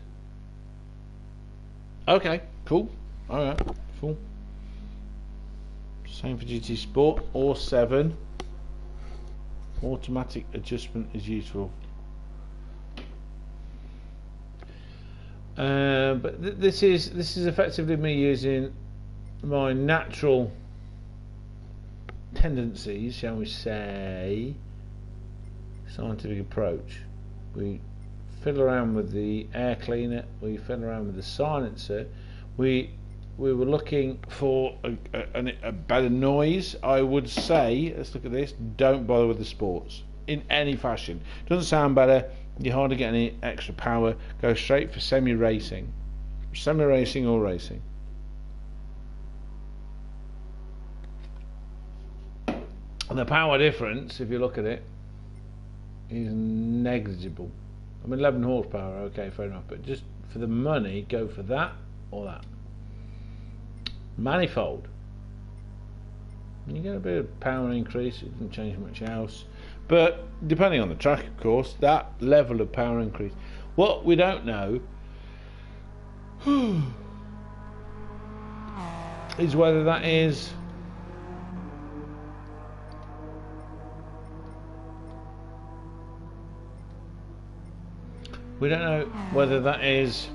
a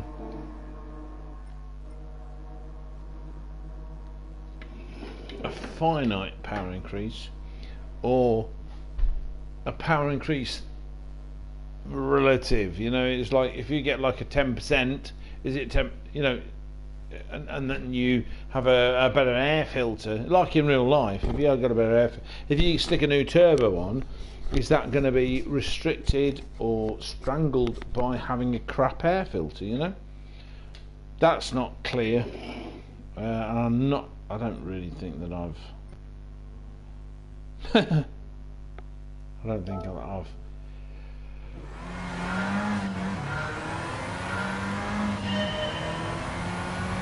No, I've just changed the pads. The problem is the braking is already limited by the suspension. So I don't know whether this is going to be any good or worth doing.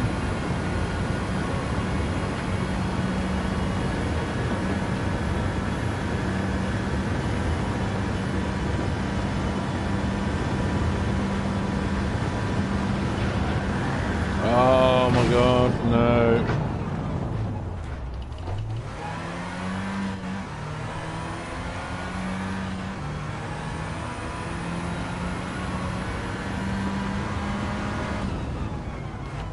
Oh wow, that really does. Braking really does make a big difference between racing pads and normal pads. Okay, so I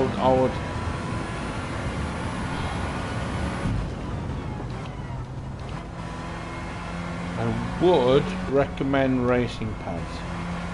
I would recommend racing pads and sports discs as a cheap, because we've got problems with money and tuning.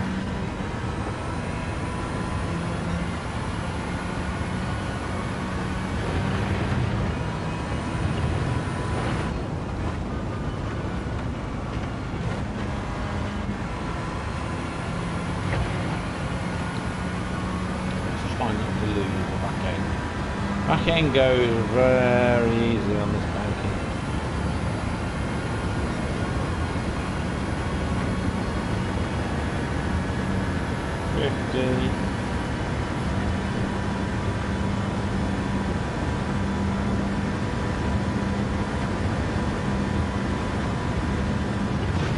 Oh my god.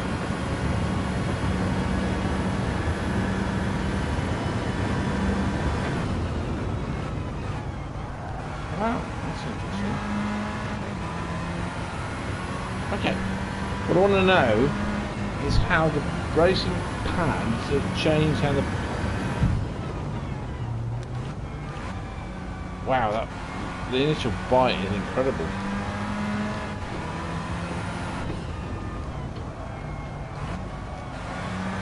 So you stab the brakes and it retards you enough to get a decent something.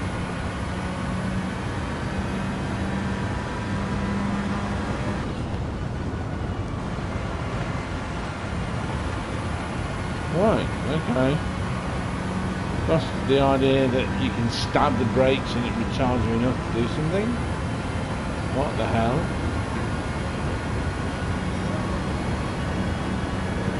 119,586.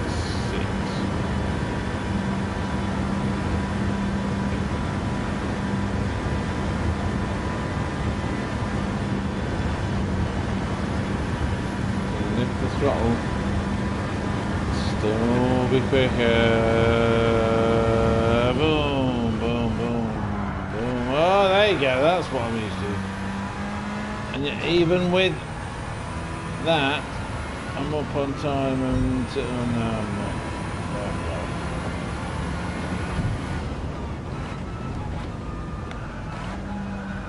not. Nope. Okay. Kind of interesting. Let's do this one. Really cool.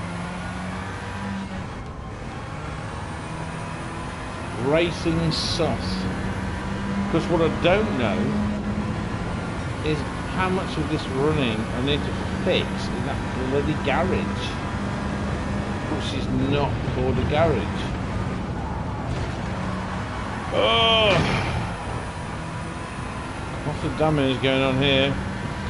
But that's why another reason I'll pick one car.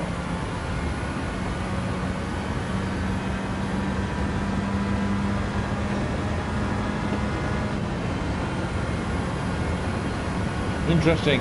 Richie, you were saying the other day, I can't remember where it was, with Discord or online. Oh man. Really sets up a resonance, doesn't it?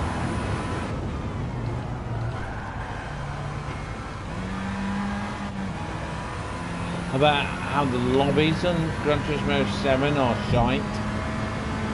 Yeah. Doing stuff with Matt and Christian Rock Vines earlier today. Yeah, they are.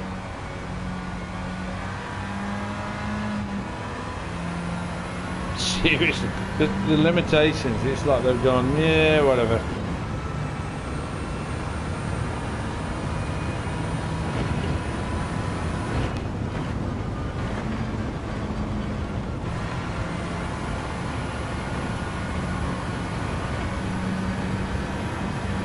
The last sector is going to be better.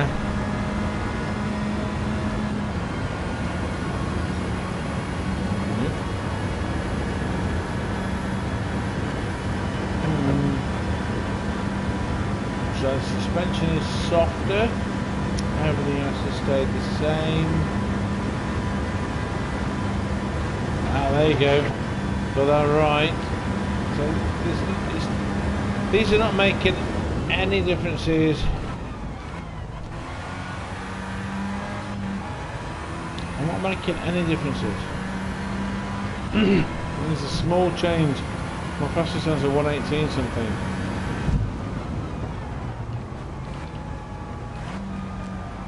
Why won't it change gear?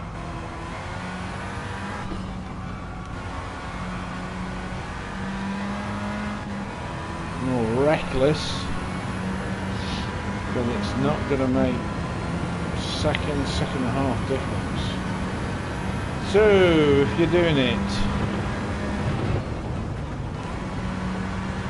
oh, there's a big difference. Lost a quarter of a second on that shit. Oh god, so annoying. Half a second, 3/10, 8/10 second difference. So annoying.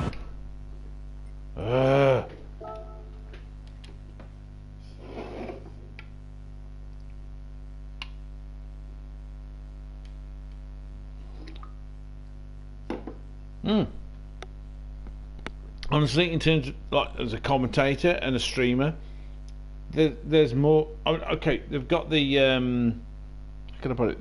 The glitch where it doesn't let you piddle about with camera angles and stuff like that in GC Sport, which they could have fixed. Why didn't they fix that? They need to fix it now. Honestly, they need to fix it. That's annoying. However, there's so many more options to stream. So many more options. It's like it's set up to stream the racing. I don't get it. I simply don't get it, Richie. You know, they spend millions on this kind of stuff. It's easy to dismiss my moans as, you know, someone that's a bit picky, but the thing is they make billions, literally billions. Gaming is a more massive industry than films, okay? And there's a huge backlash when you get crap films. Because, you know, people talk about directors of films and say, oh wow, they're either great, you know, like, as we know, the Kubricks and the Scots and all this kind of stuff of this world. There needs to be as big a backlash to the directors, the people that come up with these games. Gran Turismo 7's a massive deal. It's a huge deal. The money that's gone into it. I was watching a video the other day where critics were giving it this massive, wonderful, huge score, and users were giving... Right, okay. The score, I can't remember the exact figures, okay? But it was something on the lines of 60%-ish for critics, 1.8% for users. It's like... you can't give a bigger and more obvious indication that critics are in the pocket, because it's their business, you know, of the companies. It's a 60%, 1.8. That's the order of magnitude we're talking here. We're talking about more than 50%, easily more than 50% saying positive reviews, and then we're not talking like it was 40% users. It was so low, it's frightening. Frightening, mate.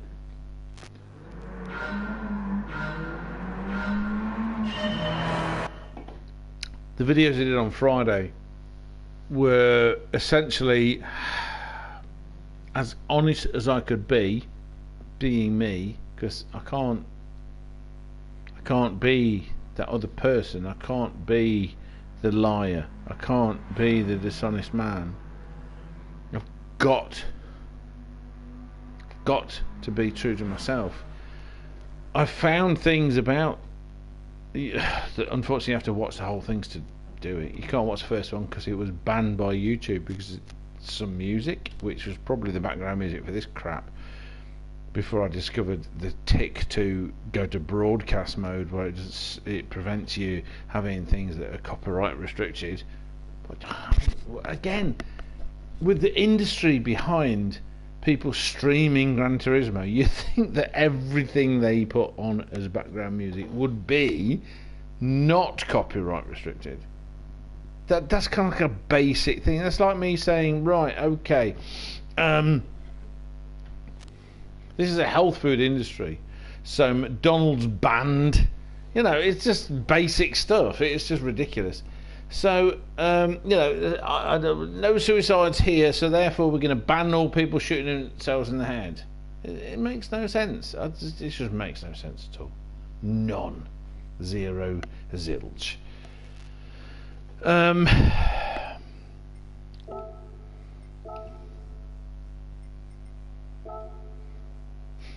It's just GT7, the physics. I was asking Hugh reckoned that it would be better for me as a real driver, as someone that's an intuitive driver by feel, and you know, I don't pretend that I'm good. I'm a good driver, don't get me wrong.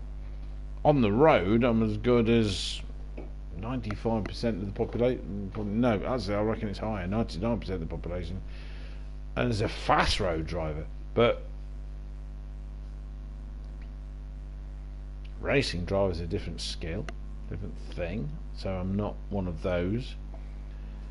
Driving these steering wheel things, also, it's new for me. very new.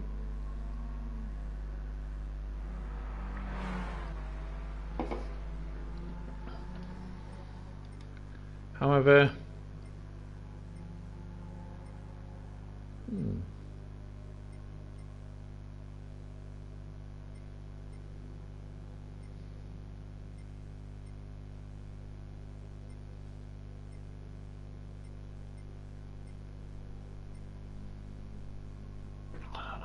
yeah, this is really good.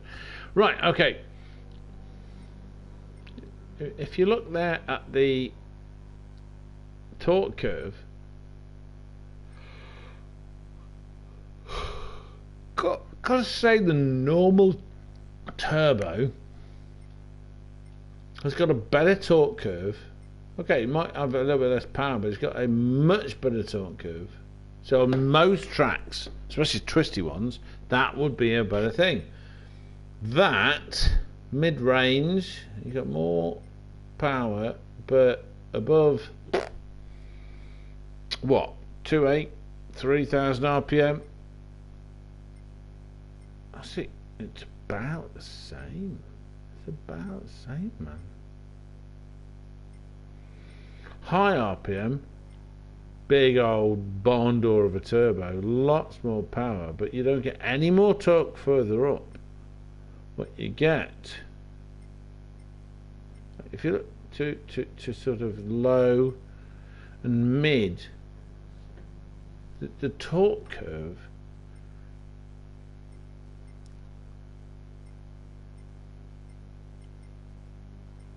very, very similar. So if I was going to pick anything, it would be low or mid. That's what I'm changing. That's what I'm changing.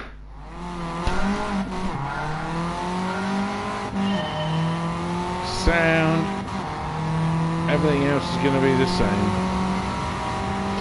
This may not be the best track to show this crap.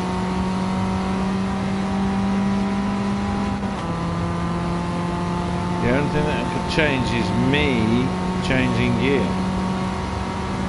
I have not changed at this point any gearing.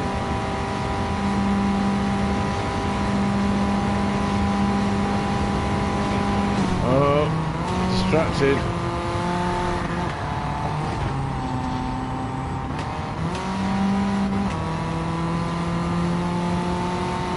What I don't understand. Right, this is going to make no difference. Unless you do more videos on different tracks. What I don't understand is how I've got a racing gearbox.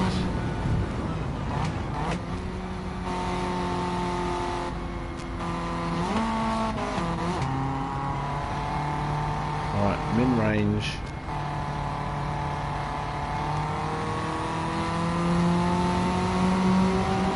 Okay, you've really got to know your tracks. I reckon you've really got to know your tracks to get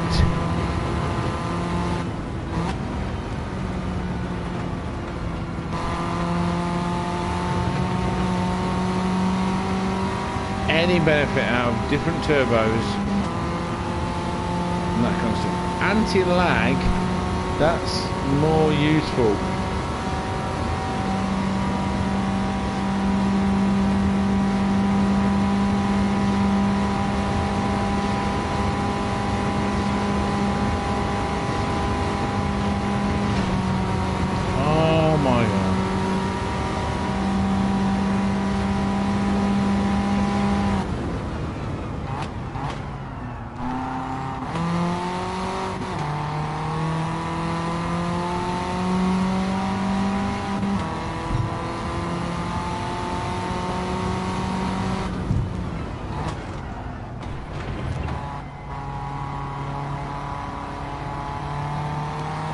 See, the sound of the engine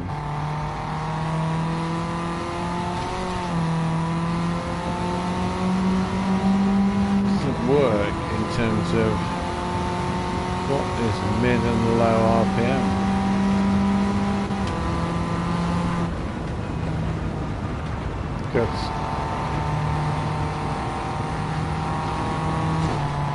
Oh my god, no.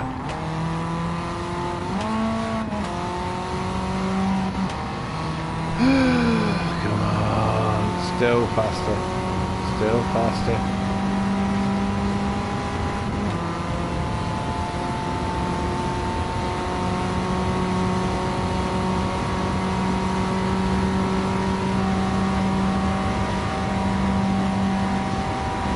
Turn when it's lower RPM.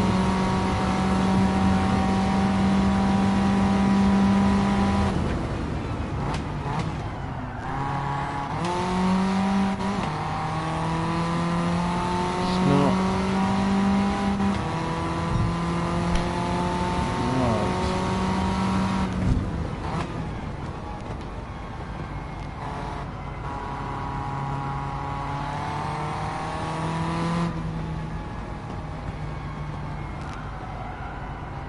Screeching. I think that scrubs off more speed and racks the tires more than anything else.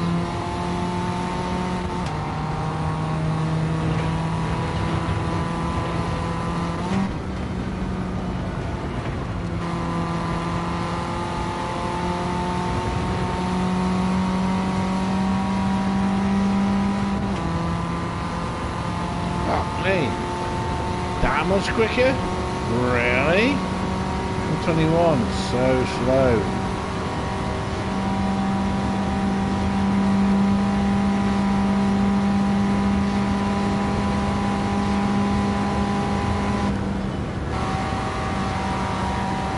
No fucking way. Front wheel drive, not a chance. Front wheel drive, not a chance. Not a chance.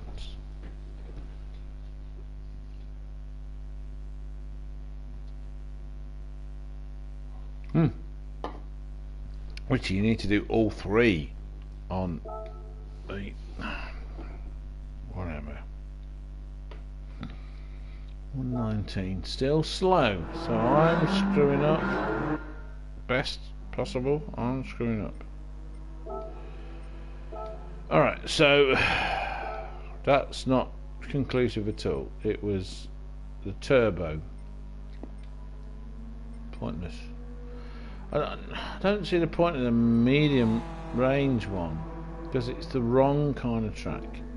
I'm going to do it, not the medium but the high, just to see. Basically going to get a better high RPM top speed. Top speed's going to increase significantly, but it's going to make a very small difference because, you know, top speed at the end of the straight, you've got to brake for it. I'm not explored all the brakes yet. The problem, of course, with all the brakes is that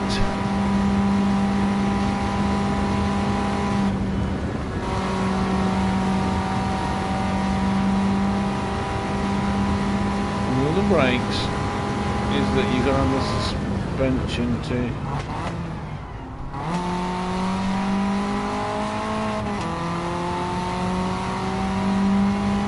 So high RPM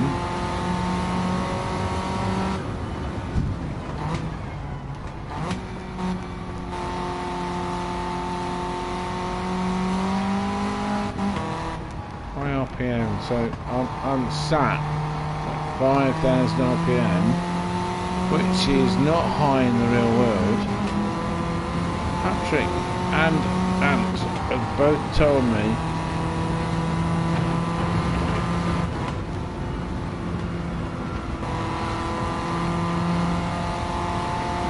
I need to learn to play the game and not drive like it's in the real world. This sounds great to me. So you're sat in a car, 6,000 RPM, and your wife punching you in the leg.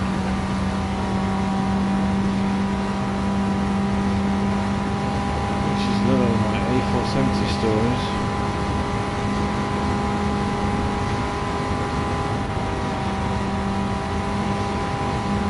Very hard to second up.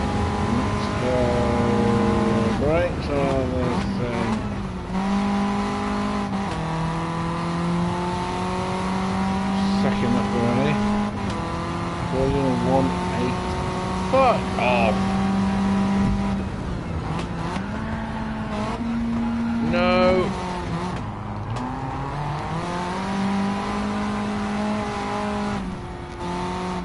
Still ahead. I was nearly a second up. Oh my Gideon's trousers. So that power, that extra power in the first sector.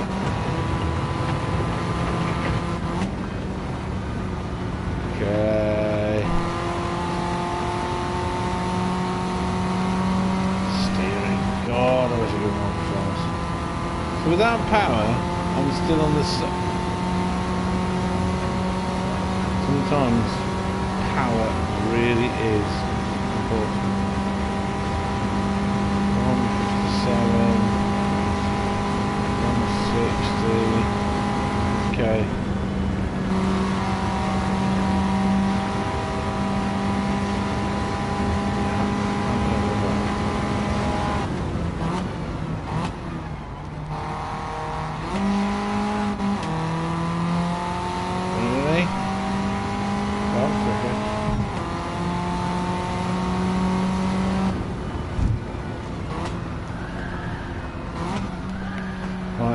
So this chicane here, oh, so annoying. Okay, best time is a 118. Oh, all together, my best time is a 117.5. Okay, so the extra power.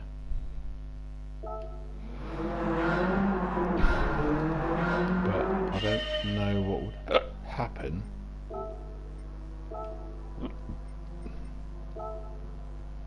if I did something with the suspension. Hardened it. Let's go to 75. Let's take it at 80.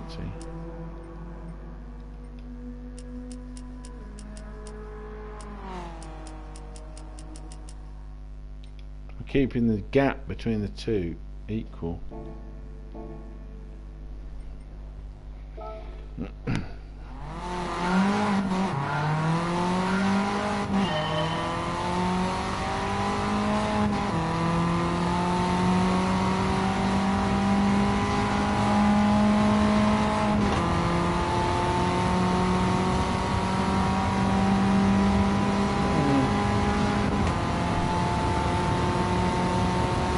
Part of me is thinking I'm enjoying Gran Turismo 7 driving more than Gran Turismo Sport.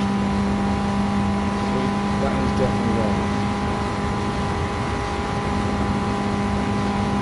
So I've made it harder.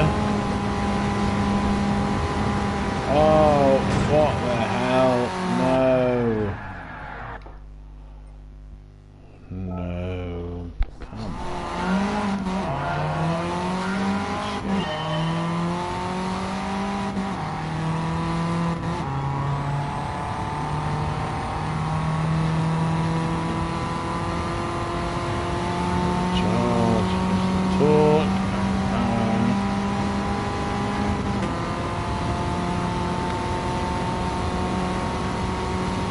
Okay, precision is the key to these things.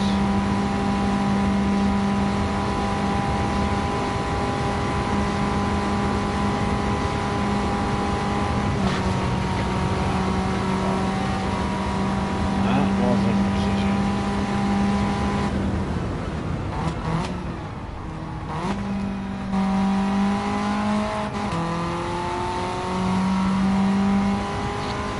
Lot could be going with gearing there, which I have not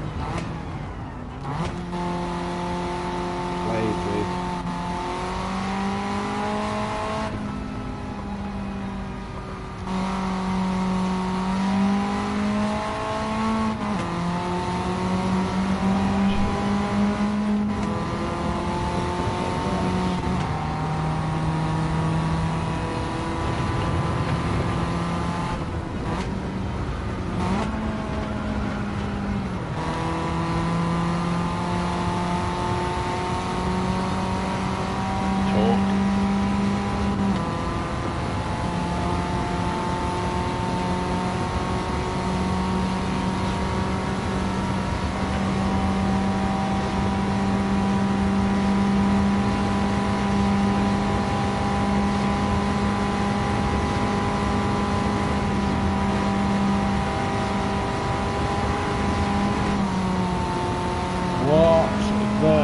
flying, fuck.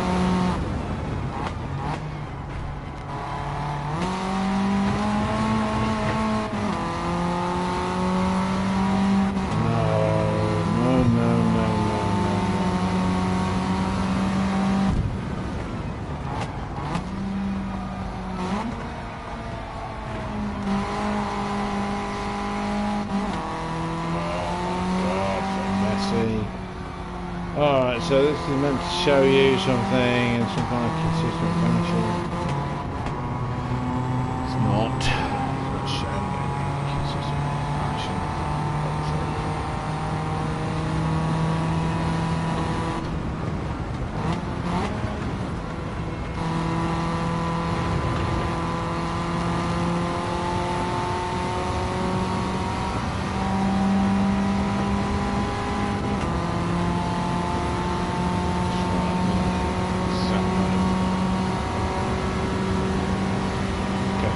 So, lowest speed first.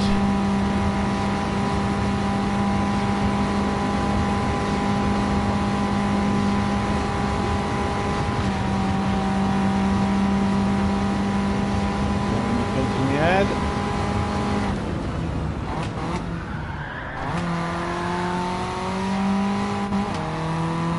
Slide a bit quicker. Oh no.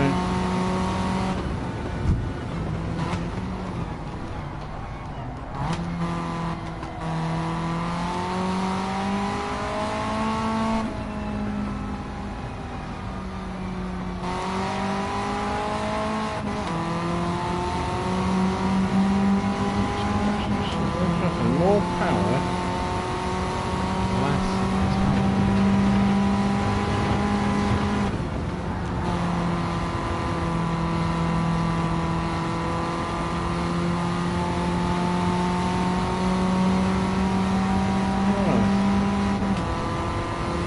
okay. No, right, this is kind of completely, totally pointless. More top end power.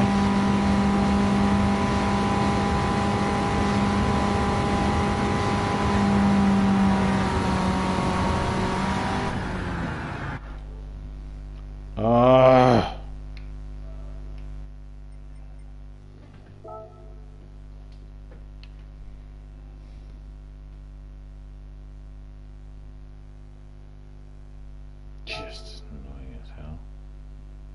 No. So, more power. It's not right. More power. More power.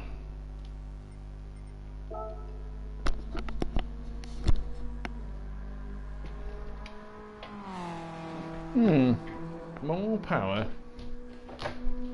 Intermediately soft suspension, which means slower time, then less power, and various suspension. That's just not right. It's still not liking the way it behaves under braking. So, you know, here I am, trying to offer some kind of insight into Gran Turismo setups, and I'm doing what I normally do to myself and making things more confusing. Great. Great.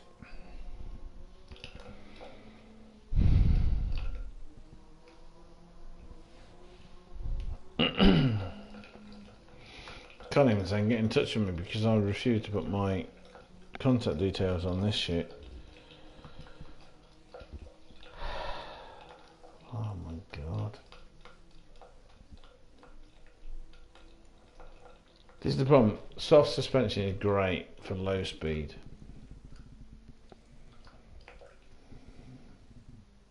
It's also good for high speed. But under braking, it's the worst thing. Which is where my third suspension option comes in. fully adjustable suspension. I'm wondering whether that is where, like on Gran Turismo Sport, you can finally change things like the rebound rate, compression rate, stuff like that. Because under braking, what you need to be able to do is change the compression rate. You want the front suspension to compress less, the rear suspension to rebound less,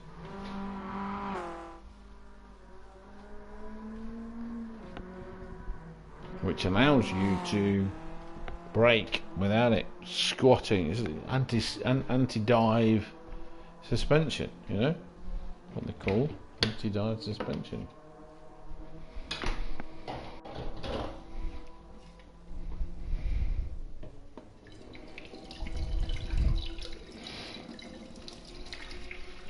It's all I've really got for people. It's kind of the limit of my suspension knowledge, though granted it's been learnt through 20 years of reading about motorcycles, because it's very important in motorcycle magazines. One of those things, you know, if you understand physics and you understand science, often you might not be clever enough to come up with your own ideas, but you understand the clever ideas of other people. That's the way it's worked for me.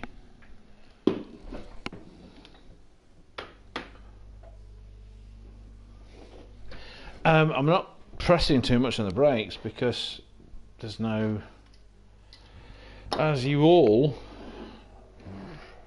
constantly kept telling me, have your ABS on, mate. I was told constantly that I was I was worrying too much about brake modulation. Grand Trip Motorway, hello, thank you very much for coming here. I don't know if you've particularly ticked the like you like. Even if you hate me, like me. Yeah. No guilt. So it's kind of like I just stab the brake now. There's no feedback on the brakes. I've got no way of knowing whether I'm pressing the brakes enough or not enough. I would absolutely love to have yeah, exactly. So, you know, you press the brakes, computer sorts it all out. End of.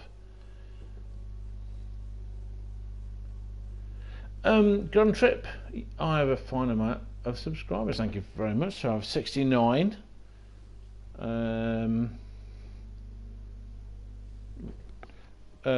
Welcome to the channel. I've got like so a year ago. The story is this, and tell your friends. A year ago, I was gifted a PlayStation 4 and Gran Turismo Sport. I felt bad, so I did some. I did some. How do you put it? I did some videos using the stuff that PlayStation 4 gives you to make videos. Like in between, there you go.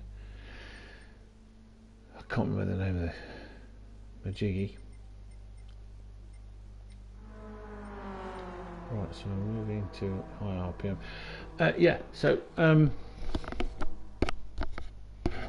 my first videos, because I am untalented in driving Gran Turismo, not necessarily real cars, but driving Gran Turismo certainly, and racing, I did some videos on taking a Subaru Impreza and setting it up for Suzuka East, so that I got faster and faster times whilst getting used to driving it. But this was all on a motion controller on a pad.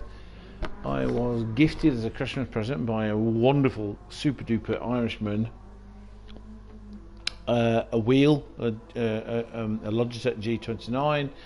I have been getting better ever since. I'm still pretty slow because I'm very old, actually 52, sometimes 28, sometimes 22, but actually 52. But I'm a nerd, a proud nerd, so I like setup. Now, I have noticed that there's a big thing about setup on Gran Turismo 7, which was this year's present, a birthday present by the same person that for his birthday presented me with Gran Turismo 7, just like he presented me with Gran Turismo Sport and PlayStation 4. So what I've been doing this evening is making videos, fiddling about with the setups of cars, trying to give people not tips on setting up, but a sort of a feel for what setup does.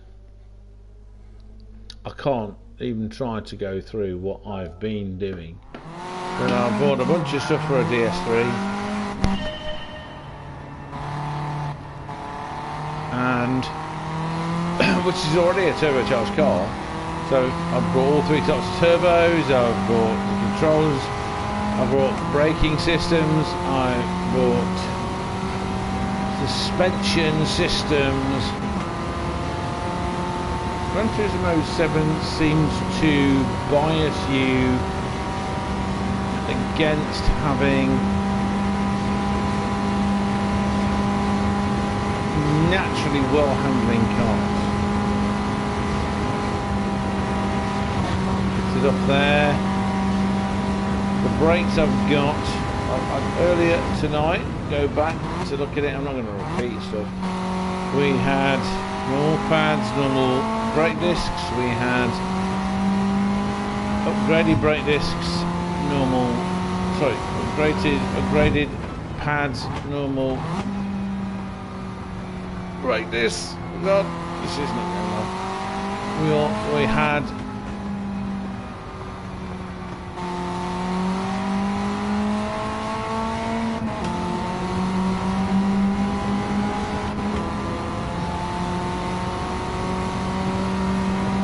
tried normal pads,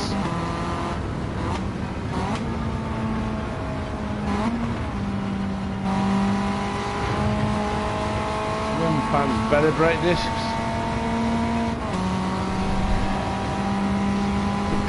The reason why I've not gone on to the next. Okay, Richie Roo, you have a good evening. You carry on working hard, making money, serving the man. You know, I've got 160 something mile now. That's fast compared to what I've got before. So I've got the higher power turbo. We've got the full racing exhaust on, which we found best on this car. Grand Trip. It is a bit of a problem that I'm not talented enough to be consistent enough to be able to show you how much is me and how much is the car, but I'm kind of getting the feel of stuff, and most of the changes I've made since the big changes at the bottom end, you know, the cheap changes, have not given me a lot of time, if anything, something at all. If you're going to do anything on Gran Turismo 7, it's get stuff that gives you basic power increases, but first go for brakes, suspension, and most importantly, tyre grip. I am now on racing softs.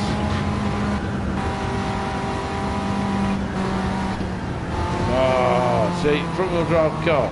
Front wheel drive, seriously, that's where I completely disagree with this crap. Okay, 118 on 69, so I've got quite a bit more power, but that's mostly that back straight going around that bend.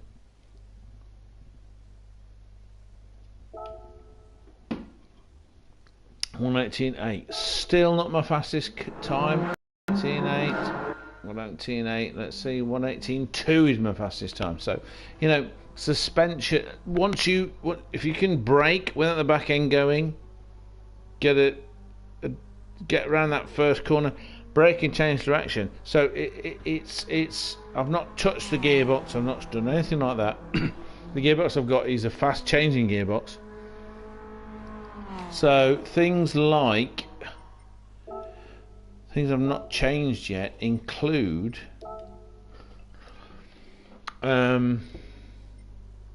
you know, I've got a fully customizable differential.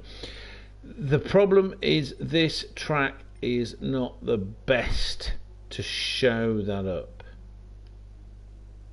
It's just not, mate. Just not. So, slotted or drilled discs, they're the same. I want to see what the carbon discs are like, but the problem is I'm already losing the back end. So that's going to wait. Turbo, high RPM. That's the most power. That gave me a bit more stuff.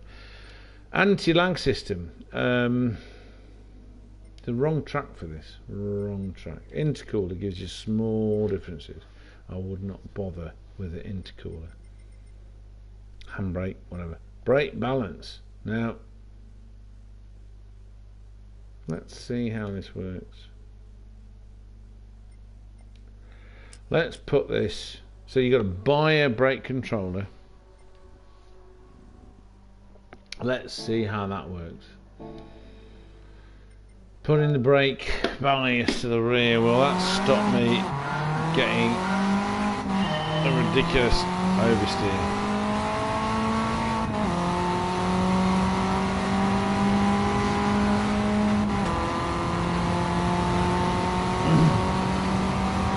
Don't know. Let's find out now. Let's find out now.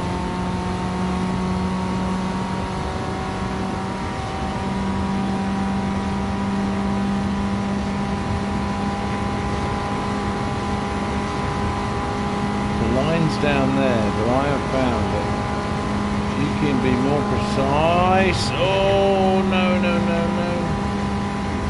Let's see how the braking goes.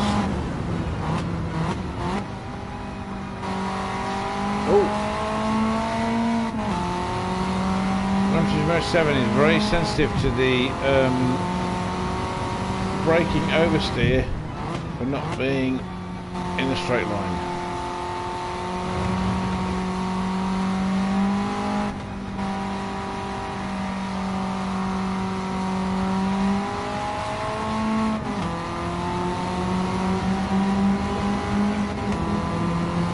Anyone's got any comments about how crap I am as a driver? Keep it to yourself, I don't give a shit. That's not what I'm here for. I don't even want to stream. I stream because others want me to, my friends. Most of my stream these days is commentary, so Grand Trip GT. Have a look at my back catalogue. Look at the people that I stream for: Plebs Racing, EDTM, HHTCR, and follow the Discords. Follow the channels of the people that I am linked with. These people are many more times more talented and capable than I am. Certainly more committed to simulation. I am just a fool that's been lucky, as we say. Oh no. Okay, so biasing the brakes to the rear. So buying the brake controller and biasing the brake where you need it to, it is a good idea. What an excellent idea. That works. Bang. Okay, so I would say, wow. So I'm in the 118s consistently now with what I'm doing. I would say, I mean, I don't know how it's going to change with the suspension there, but, well, hold on, wait a minute. I've not. I don't understand. Camber and stuff. I don't remember that being part of something that I could change. Oh, anti-roll bar, camber, and toe angle. So, come on, you man. I'm not played with those. That's going to be for another a completely different video. It is a video to be done. I will say, for 100,000 Moolong, having nitrous is simply not worth it. If you got it spare and it's happening, fine. But, you know. I want to find out what carbon brakes do. I don't know if this is the right track to do this. Seriously. It'll be better, obviously. I can't believe how bad the gear change is.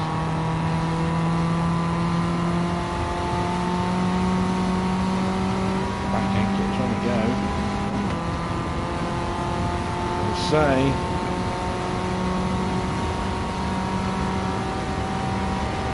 Power to get to 160. Very precise.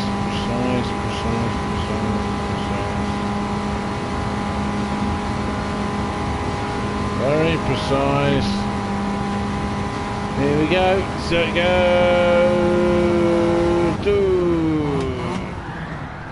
Yeah. Suspension limiting factor. Brakes. So I can't. So I can figure out a way of.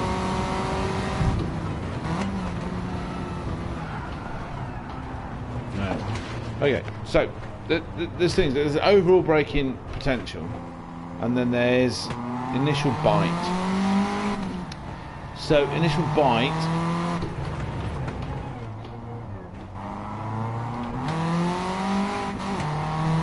If you can stab the brakes and screw up a lot of speed, that's good. If the different pads and disc comparison don't give you that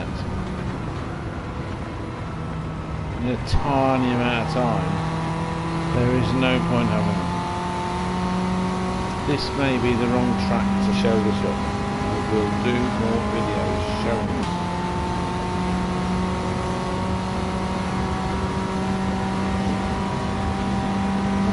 So my best time was 118, so I screwed up badly there. Right.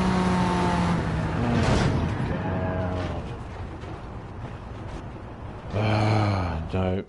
No. Not at all.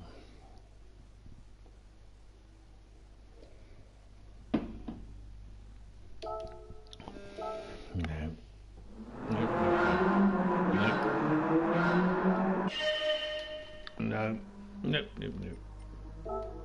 So, let's review briefly. We have looked at tyres, big thing. Suspension, big thing. I'm going to change it to fully customizable so I can change everything.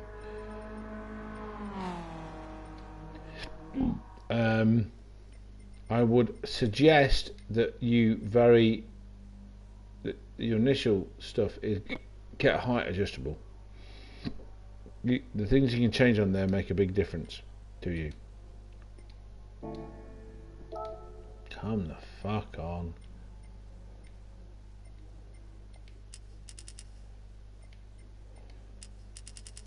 Alright, so you can lower the suspension even more and you get to piss around with the anti-roll bars.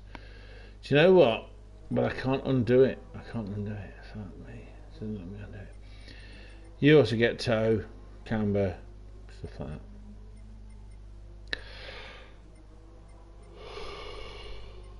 Gearbox. I would suggest fully customizable manual.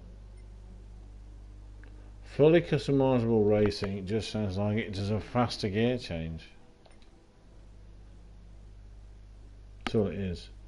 Because you can do this, you can change all the ratios, you just get a faster gear change. So we're talking tiny differences at the end.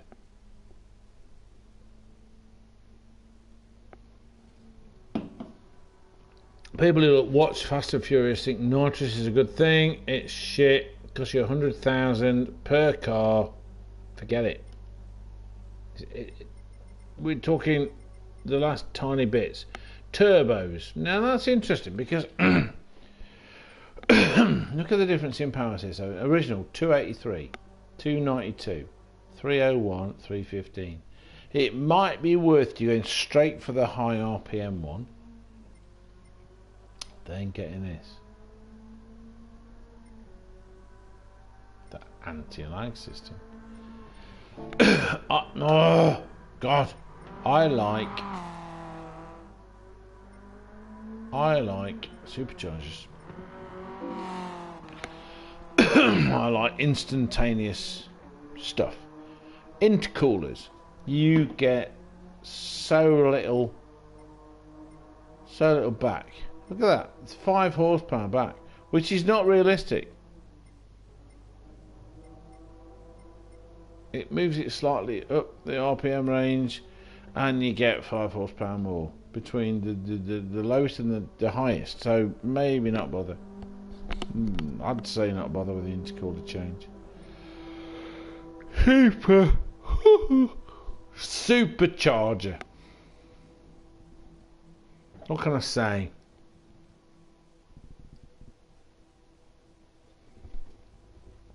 The DS3 is already turbocharged, which is why I bought the turbochargers. Superchargers gives you instantaneous power. They tend to work at low to medium RPM.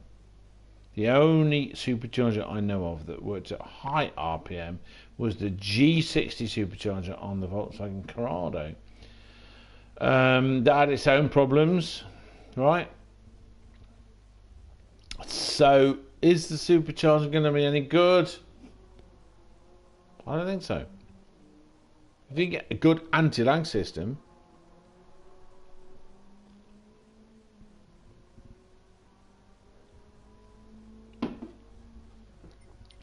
on a modern direct injection something, then why not just use that? Turbocharging uses waste energy, the exhaust gases. So we go down air cleaner, tiny differences between them, none at all between sports and racing. No, that's not true. You get power output differences between the exhaust systems. It's single digits, so 289, 301, that's 12, that's significant actually. 307, that's only 6, and 315, which is again 6. 7. The reason to get this is sound and the last few horsepower. That horsepower is not going to make up for your lack of talent in driving. Manifold, 9 horsepower. So you got 20 odd between the silencer and the racing, 20, 22 between air cleaner stuff, and they're pretty cheap things. But you know, is it worth it? Brake controller, you need that. You need that if you're going to get brake balance. But that again, that's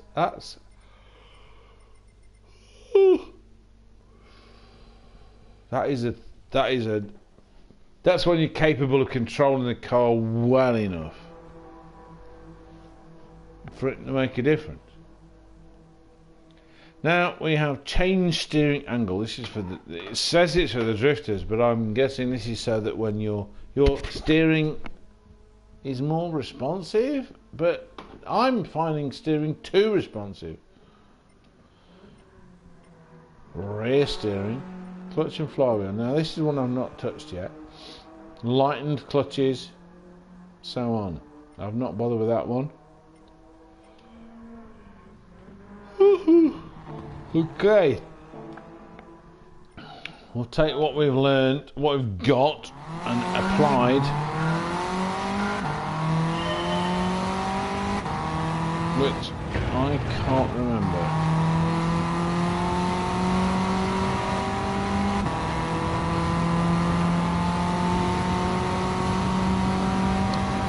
DS3's got like a front wheel drive version of the 6R4 I love so much.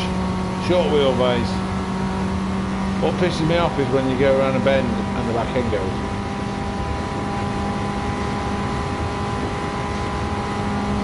But the throttle does not fix it like there. I don't mind a drift.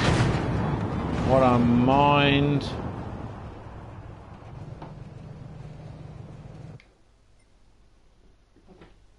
is a permanent slide and under full throttle, so the front wheels are pulling the back round.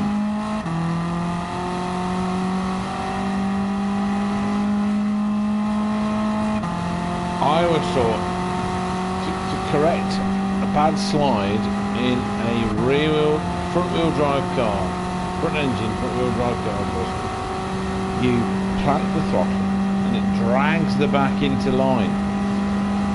This is not doing that. 162, so the power. Okay, so you need. Oh, come on, rock off.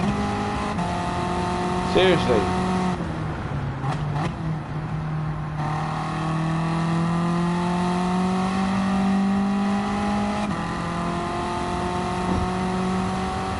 It's late, so.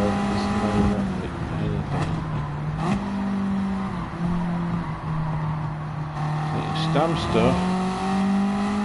So I would not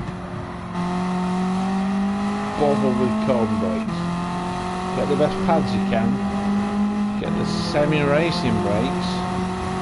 Sort your suspension out to get. Unless you can work out.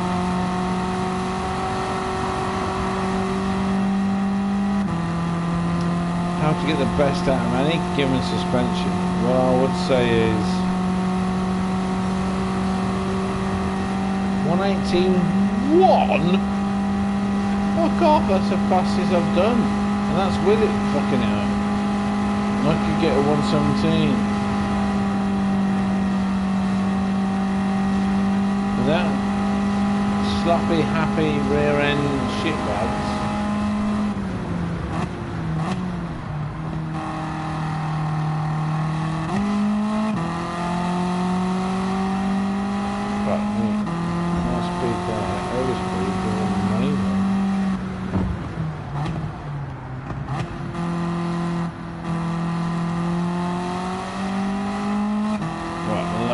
Lost a load of time.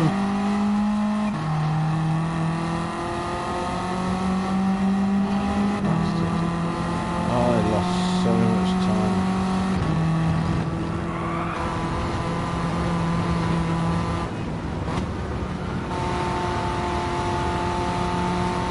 Right, I know I can do it on a weather.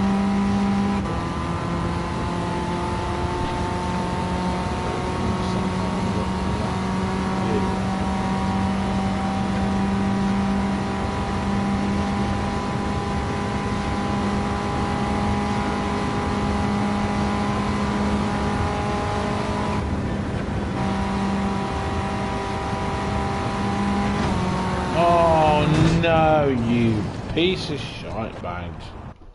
No. 181. So that's my best time. That's my fastest time so far. Yes, okay. I can get into the 17s. Big time. Easily.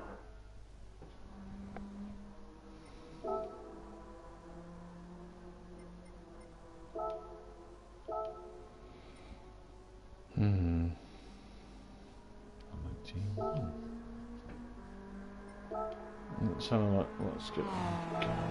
The other thing about GT7, get on with it.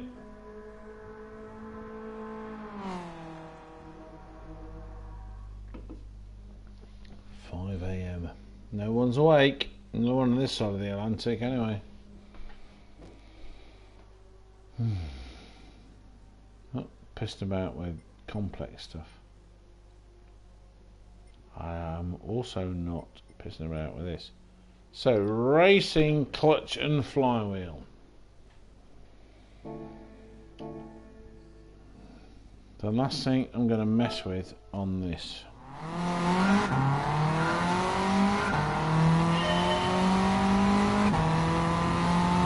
Right. It sounds like it's revving faster.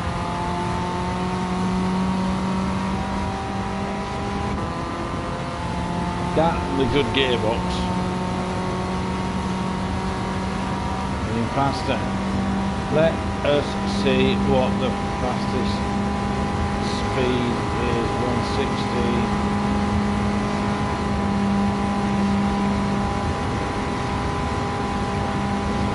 Why is the back end going? Right, so Gran Turismo 7 gets you to a speed and then it destabilises the rear end. So I was doing 157, but 160 plus and it's destabilising the rear end. Okay. Everything else. Revving faster. Yes, no time. Revving faster.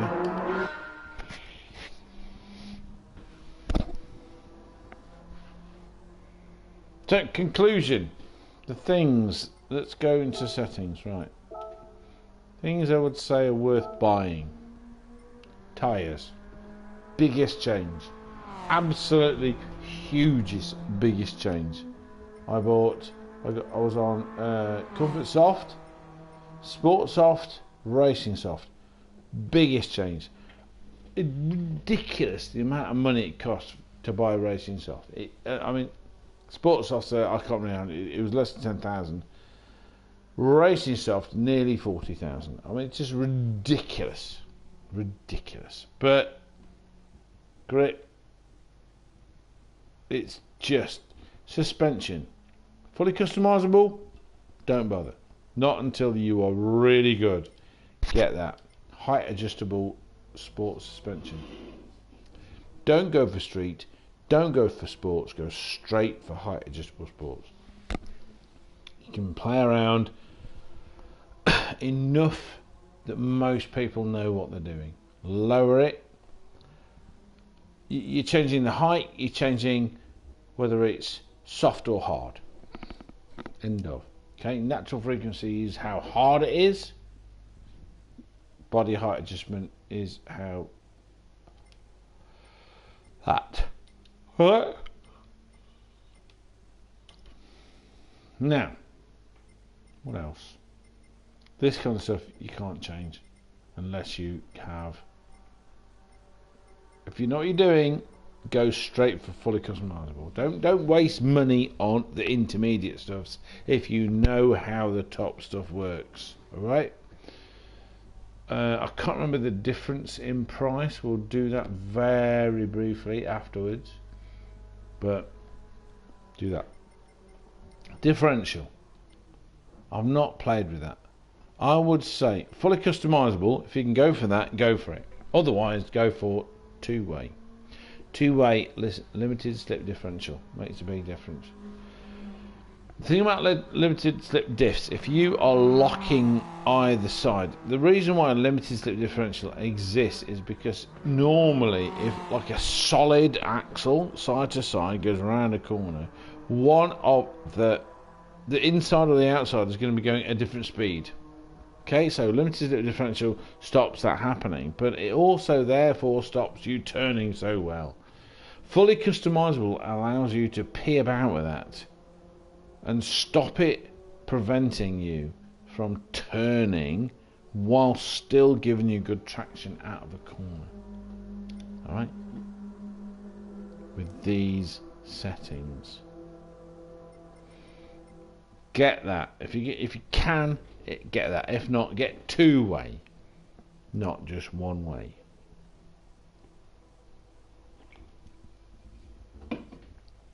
ECU. Go up here. ECU. Normal, sports, fully customizable. Skip sports. Just skip it. Skip normal if you can.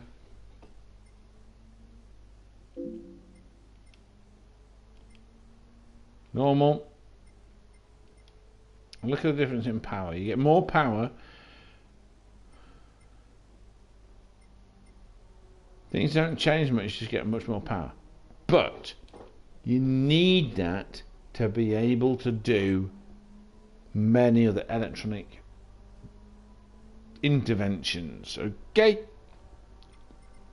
Transmission. I would say, short of money, go for that. Fully customizable manual. I didn't realise I had anything else. What's the difference? I don't actually know. I don't actually know.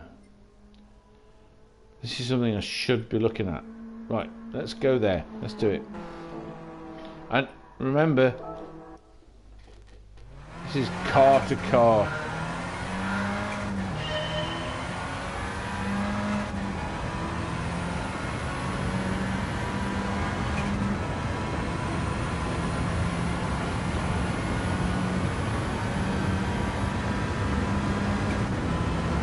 Okay, that's how quick that goes. You can change the ratios, but the gear change speed is what it is. Oh, pretty quick.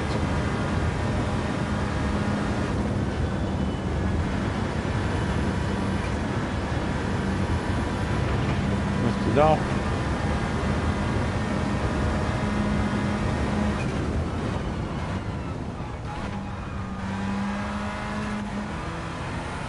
I'm not finding the gear change too anywhere near too slow for it to be a problem.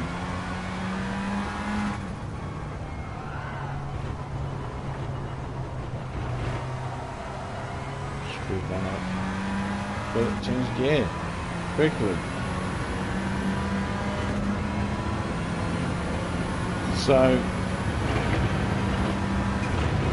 this is one whole lap. Turn it down very quick. Power. So, buy the clutch and thingy kit. 118.5. Okay. That's pretty quick compared with what I'm doing. So if you look at all these times on the side here, that shows this evening's change in times.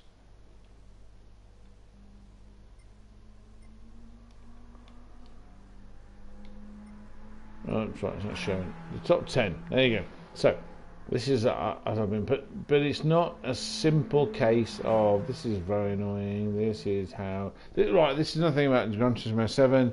It's not showing anything other than the top 10. Gran Turismo Sport at least gives you the top 20. You can scroll down a little bit. Oh my god, that's crap. Also, it all disappears. Why? Seriously, why? Ranking board, you know. Oh, alright. So, these are all my times from tonight. I've got 121s, 120s, all this kind of stuff. You know, as I got better tyre choices and all this kind of stuff.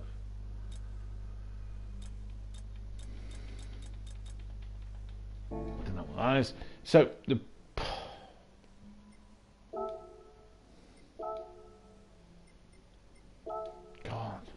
so much hard work. So as I improved the suspension, as I improved the power,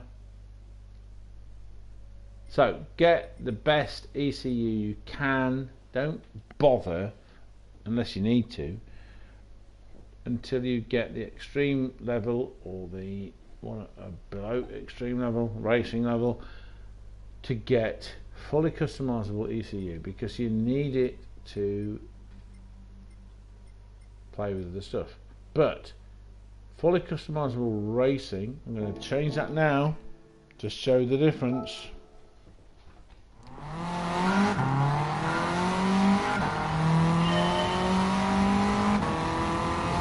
Right, you can see it changes faster, but it's small differences, so don't bother until you need super fast changes. Fully customizable manual will give you the changes you need until you become good enough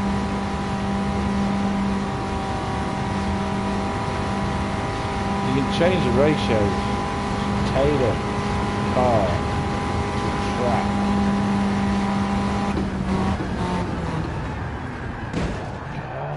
Rear-wheel drive car, sorry, front-wheel drive car, that's a big problem. Front-wheel drive car loses the back end under full acceleration. Bullshit. Bullshit.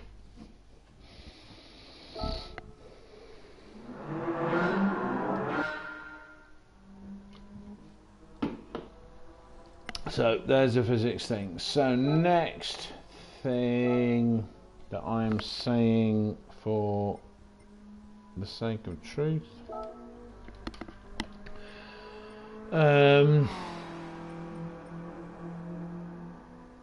so, you know, suspension, get that until you understand enough and you are looking for those final few tenths, and then get that.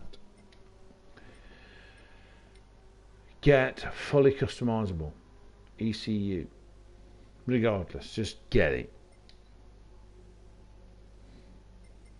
Transmission, get that fully customizable manual until you have those last few seconds. Literally all the differences between that and fully customizable racing is I mean, look at them, same ratios, same ability.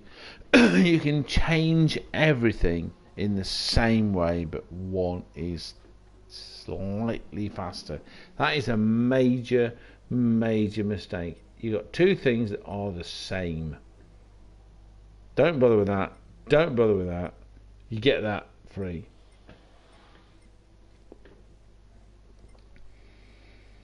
You get the same options. This manual adjustment. You can change individual ratios. Final drive. It's the same. Nitrous oxide. No, don't even bother. At the end of everything, you got 30. You got your 100 million. You want a little bit more power, something under something, fine. Do not waste your money on this thing until you have nothing else to spend it on. Braking system, uprate your brakes. I would say, I mean, those two, slotted and drilled, are the same. Go for sports. I won't say no. In the initial stages, go for sports because it will help your braking. But remember, your braking isn't often the problem. Your braking is part of the problem. If your suspension is shite, so that you swap ends as soon as you brake hard, so you can upgrade your braking to any of those things and you swap ends. This is part of the game.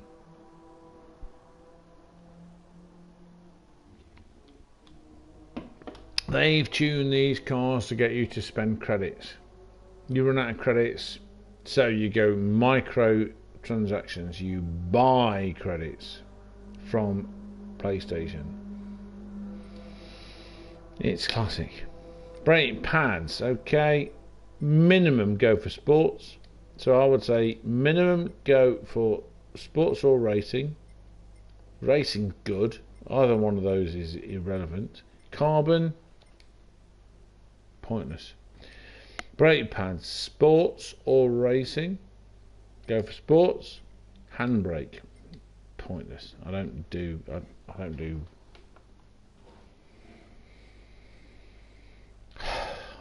drifting. Right. Get the brake controller. Then you can play with the balance front and rear. That makes a bigger difference than you think. Steering. You can buy a steering angle adapter. It says on their system that this is done so that you can get a better steering angle if you're doing drifting. I have found the steering already too sharp, so I don't know what to do with that. Again. Now this is something I've not played around with. You can get different clutch and flywheels. Now the point of this is you get a lighter flywheel, a lighter system, it revs quicker. So this is the same as power, okay? This is linked to power. If you have power, you've got to be able to stop and turn. At the end of any given straight, if you're doing 10 mile an hour more, then that's 10 mile an hour you've got to scrub off. If you make no changes, but that 10 mile an hour, I mean, in terms of forces, in terms of stopping distance, if anyone remembers anything about their driving test, the stopping distance increases exponentially with speed. So if you got more power, you go quicker. If you go quicker, you are going quicker at the end of the straight, so you have to brake earlier. And your suspension will go, oh, and then you swap ends. That's what's happening, okay? I don't know how to show it to you. So all of this, anything that to do with power, anything to do with revving quicker. I mean, revving quicker is great because, you know, you can accelerate faster, but, you know, if you have a car,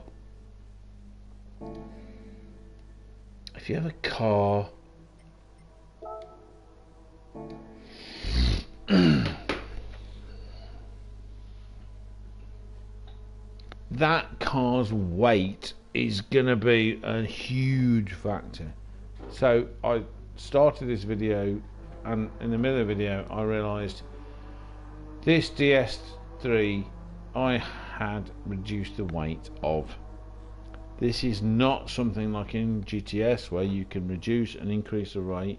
It's a permanent process because they're pretending this is not GTS. This is not what I came to know.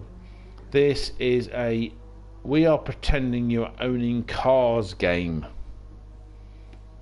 So, alright, let's peer down here.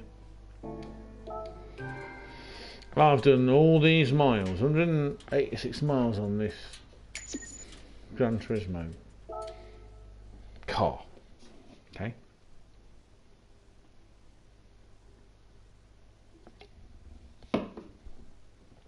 I've hit a few walls, I've done a few things. Come on, we're going to go out and to the world map. The world map. I started with a car with 240 horsepower. I now have a car with 315, which is a big difference. 955.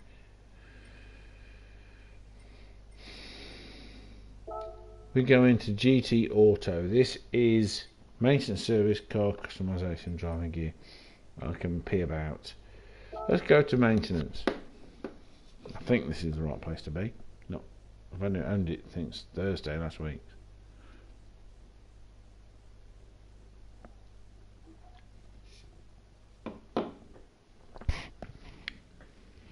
It looks pretty clean to me. It's telling me that all oil, engine and body rigidity are excellent. If they weren't, so I've obviously not done enough miles to really fuck it up, it would cost me 250 credits to get an oil change, 15,000 to overhaul the engine and restore the rigidity of the chassis after an accident. 15,000. I can make a wide body for 10,000. For the sake of this video, let's have a look. Have a look at that. Have a look at that. It's kind of like flared the arches a bit. I'm old enough to remember the Audi Quattro. Or I remember the Audi Quattro 20 valve, where they flare the arches. That was a real thing, though, right? This is a way of making you spend credits. I mean, I've got nothing wrong with the wide wheelbase and chunky cars, but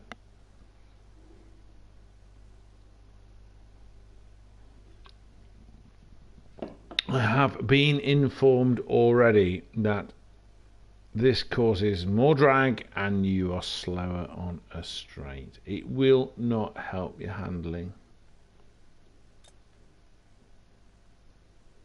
You can see the difference there. What you're noticing, however, is a wider body, not a wider track. So it does not help your handling.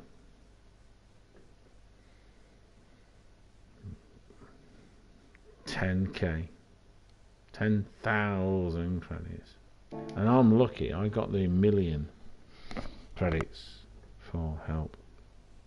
You know, after the 1.8, 1.8 positive users thing. You know, so. Lots wrong with this game. Lots wrong. Lobbies are shite.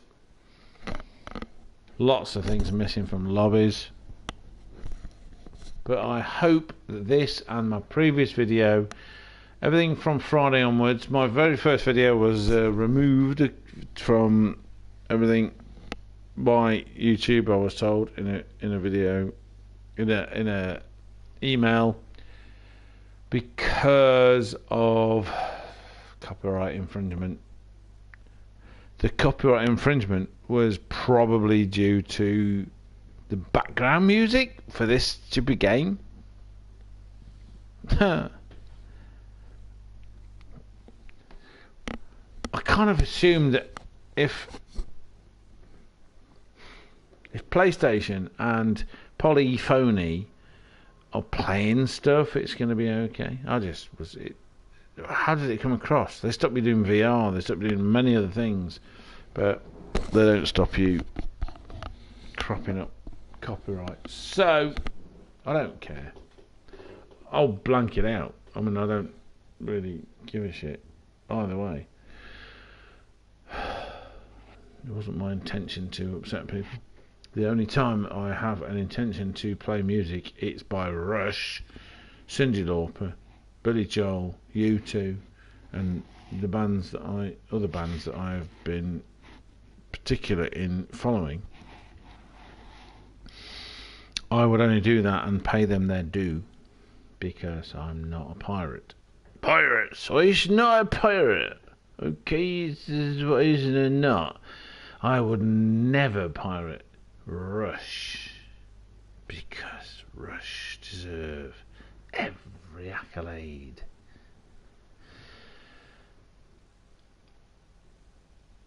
I think that's probably the end of what I'm doing. Anyone listening to this? Plebs Racing? HHTCR? We've not got another series coming. I think Hugh's busy with his job. EDTM, Dykabub, and this new DWP, done with Precision Racing, which I did earlier today. Check them out. DWP. Apparently I'm popular. Poor fools. Okay. Check them out. Check me out. I mean, seriously, leave me a like. You don't have to. I watch videos and when they go, leave a like, blah, blah, blah, blah, blah. It's, yeah, fuck off. No. Leave a like if you like it.